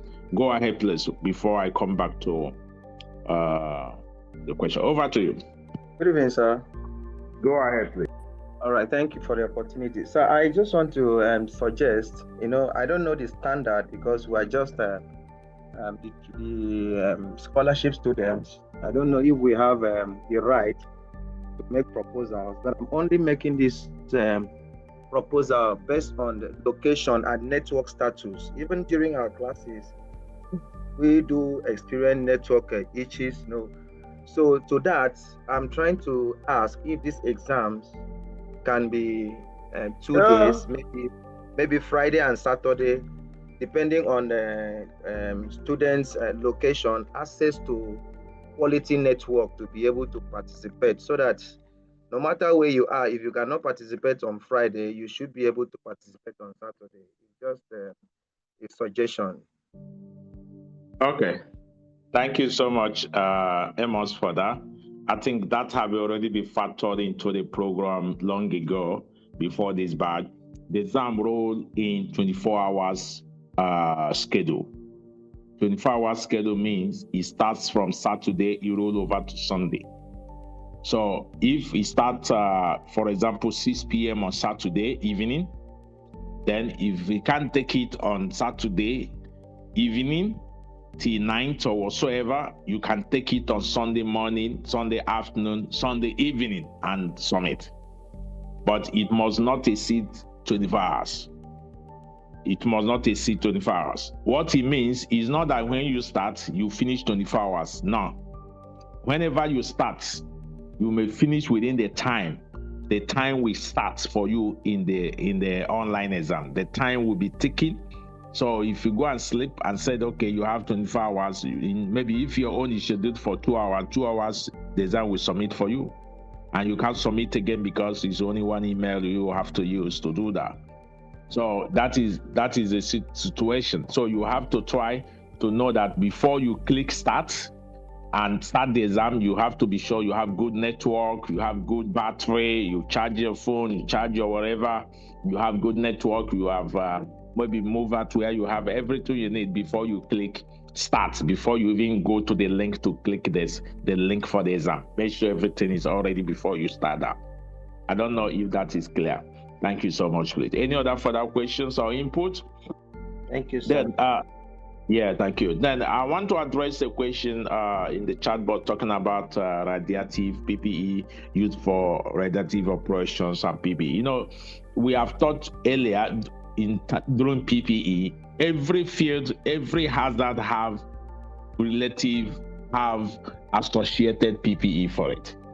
And that's why I told you, when you come to hand gloves, you can see over 500 pieces of different kind of hand gloves in the industry. When you come to safety shoe, you can see over 500 pieces of different kind of safety shoe in the industry. When you come to reflective jacket, when you come to helmet, when you come to EMF, when it comes to apron and whatever, these are different depending on the hazards in various industry, as the case may be. So when it comes to radiation, we have what we call lead aprons. Lead aprons, they are just like the one you see construction workers also wear, but it has been treated to resist, just like those in fire service. What you see they wear is not normal safety suit or safety coat. No. Or safety apron. No, these are fire resistant. They can move inside the fire, they won't be burnt. So that is the way it is with also radiative. So you have lead apron, we have lead gloves, you know, these are kind of treated materials they wear to be able to prevent transmission or contamination with lead within their operation, provided lead have been identified as a hazard in such work environment or in such a site or something, or lab or something. Do you understand? So then we have others, also safety glasses for that purpose, and also wrist protections, wrist protections. We have different kind of lab coats also treated for that. So the point is that when you enter into your job operations, you should be able to identify the hazards. Once you have identified the hazards, controls will begin to flow, provided you have passed through an exposure of a training like this. I think that makes it more easier. Now, any other further question, please? If not, I think we are wrapping up. Usually we are 19 minutes behind, but that is still a very good way because it has been very valuable. Any other further questions or input from anyone? Raise up your hand. If not, I hand over to Gina Richmond to give us a conclusion on the examination based on the statistics of the pool. Then we'll hand over to the governor to wrap up. Tomorrow we'll proceed from there. Thank you so much. Gina Richmond, over to you, please.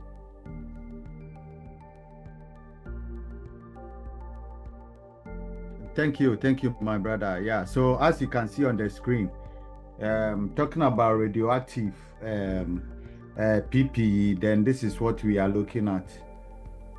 This is what we are, all these are the PPEs for radioactive material, depending on the kind. Then you select the appropriate type of PPE for the job that you are going to do. Now, there's a second question talking about implementation, cost of implementation. Normally, they say safety is expensive, and there's a saying that if you think safety is expensive, then try accident and see if safety is expensive. If you should spend $100 or $200 to train one staff who will work the whole year without injury, without causing any harm to the environment, and you, the organization, refusing to train such a person, count the cost. If the person gets injured or fatal case or any eventuality happen, count the cost that you incur in the rate of dollars. It will be thousands of dollars instead of paying $200 to train that person. So when you want to count the cost, then it is not a question to ask, but rather put everything into perspective, do your risk assessment, analyze the job, train the person, find the necessary or the appropriate PPE for the person, and put the person on the job. Let the person work. So that is the answer to your question. Now, looking at the pool, those who answered for 2 are 11. Those who answered for 1 are 7, meaning 2 have won. Meaning the exams is required to be held on Saturday. As usual, that is our normal day, Saturday and Sunday. My brother have spoken a little about the exams. Let him just top it up. 2 is Friday. Come again. 2 is Friday, rather. If 2 is Friday, then it's going to be Friday and Saturday. Then it's going to be Friday and Saturday. Because the exams will be set on Friday and it will end on Saturday. No, now, sorry, sir. You said Saturday is 2, Friday is 1. Yeah, that Friday is not to what Saturday. Manuel said. Yeah, he's correct. Yeah, Engineer Richmond is correct. If he starts on the Friday evening, by this time it will end on Saturday evening, 6 p.m. If he starts on Saturday 6 p.m., it will end on Sunday 6 p.m. So it's the same, you know. So that is okay. Yeah, so two has won. So if 2 has won, then it's going to be Saturday. It starts on Sunday. Friday. On Friday, yes. 2 is Friday. Yes, it starts on Friday. Oh, okay. Then that's fine. So we start on Friday. So the whole issue is you need to monitor your email address.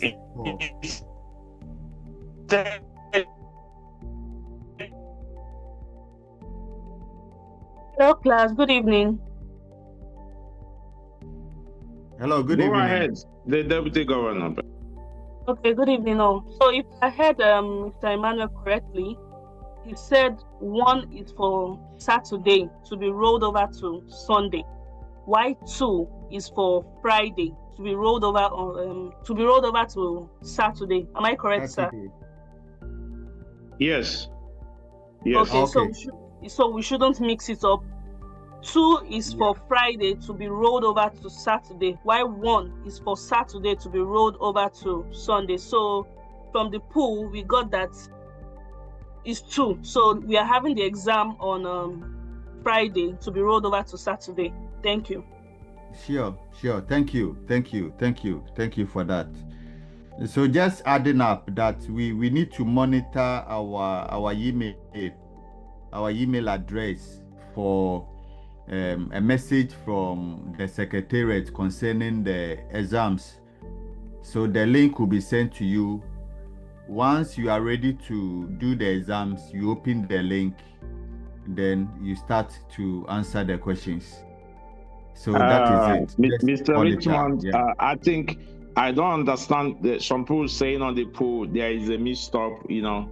I don't know if the misstop is from my own end or maybe it's from the interpretation. So if they want, the Deputy Governor, can you coordinate this poll in the next 2 minutes, maybe using another figure for it, and let's have a conclusion, please.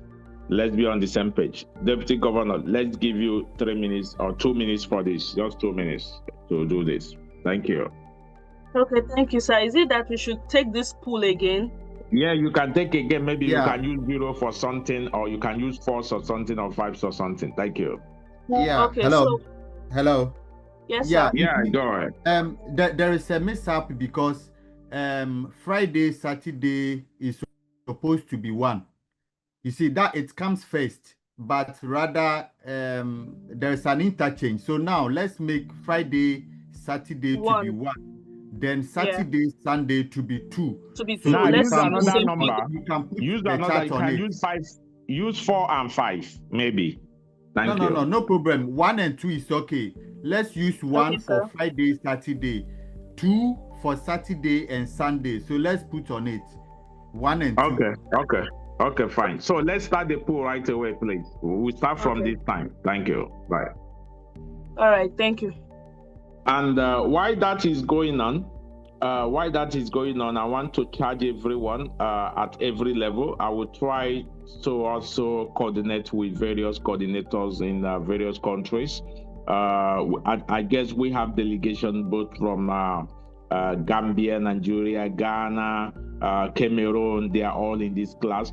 So because the next slots, especially for the HSC master class, HSC scholarship scheme class, the next class will start next week.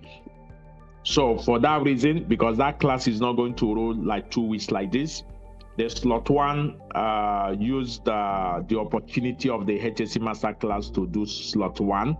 So slot 2 is going to start next week for other health and safety scholarship students, and that's usually rolled for 3 days intensive. 3 days intensive. They are running 2 courses, so you rolled for 3 days intensive. Then for those who may still want to, extra knowledge and all that, we are going to make the recorded version for the master class open to them also, in case if they want to listen to other classes and other topics for knowledge sake, then that is going to be a welcome development. So at this point, I want to hand over for the pools. Then let's summarize and leave. Thank you. Okay, so Governor Solomon, in my count, for number 1, I had four members for number 1. I'm heartbroken. Come again. Sorry, go ahead, sir. Sorry.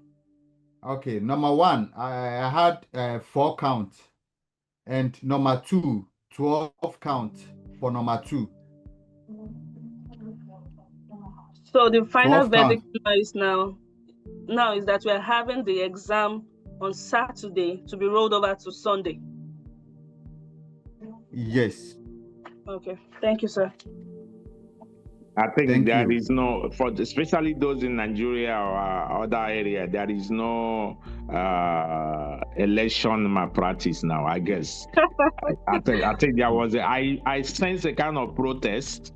So that's why I said, let's make it clear. That's safety for us. So that's good. So Saturday to Sunday, then the exam is open. Yeah. Hello, sir. Yes, go ahead, please. Can we get the time frame? The specific is for 24 hours, so we'll need to know. It's 6 p.m. See the same 6 p.m. 6 p.m. to 6 p.m. is the flow in the year. All right, thank you, sir. Yeah, thank you. I think we are from different countries with different timing.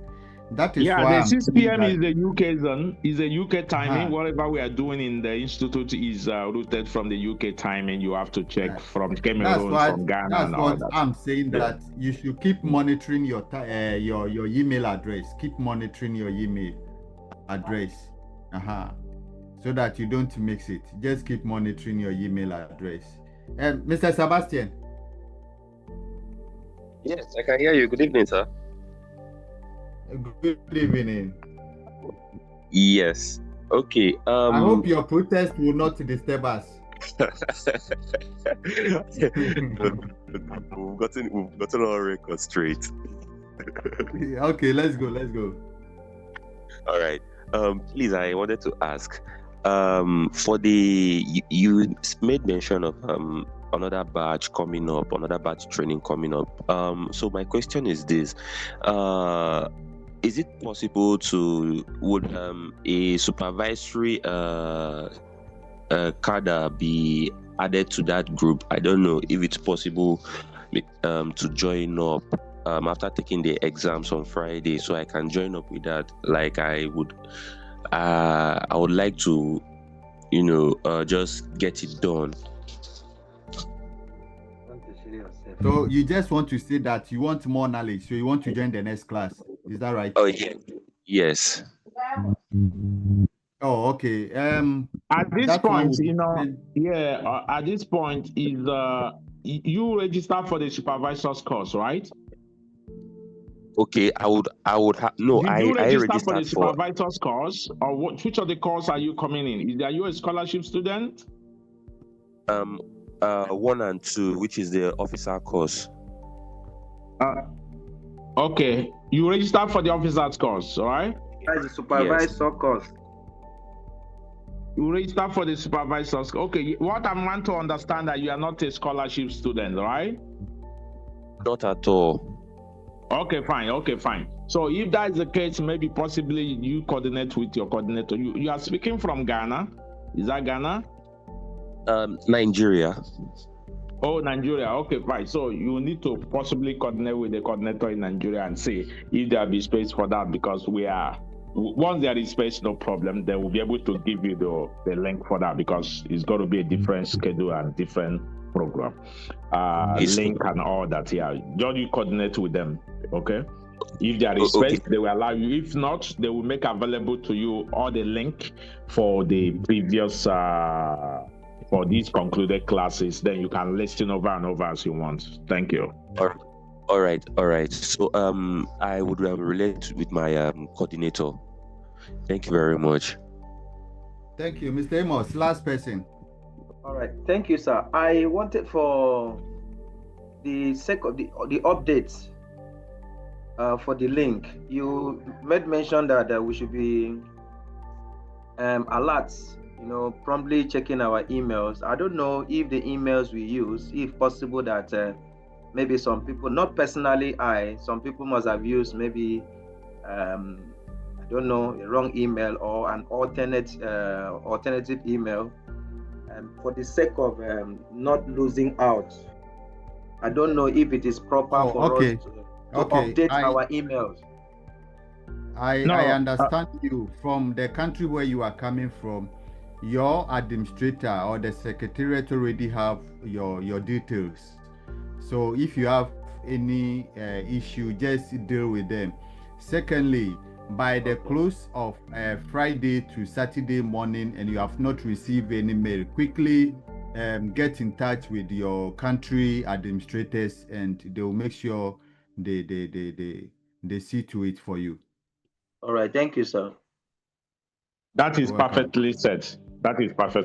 And you should know that the system manages everything. The emails are very, very important. If the email is very important, because that same email you got to use.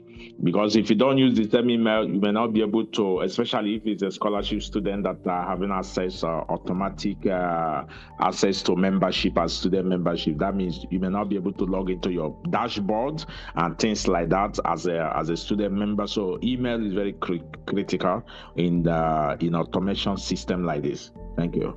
Okay, so Deputy Governor Solo, over to you. Okay, good evening, everyone. Good evening, Deputy Governor. Well, I'll start by saying that I'm heartbroken, but it's fine. Thank you all for your participation in today's class, and for our Queen. I know she delivered the course excellently. I wasn't able to, actually I joined from the beginning of the class, but I had some emergency I had to attend to. So I had to log out, attend to what I wanted to attend to, and I came back when the class was almost rounding up. So, but I'm sure she delivered. So it was a pleasure joining you guys this night, and we hope to get more tomorrow, and for us to also prepare for our exam tomorrow. So thank you so much, Queen, though she's not here now. Thank you, Mr. Richmond. Thank you, Mr. Emmanuel. It was a pleasure meeting you all this evening. Thank you. Thank you. So, what do we say? Just unmute yourself, and mute your videos and all that, and say bye to everyone. And we shut it down there. Good night, everyone. Good night, everyone. Yeah, good night, Bye. everyone. Good night and bye to everyone. Yeah, bye. Bye, everyone. Thank you. Bye. Bye.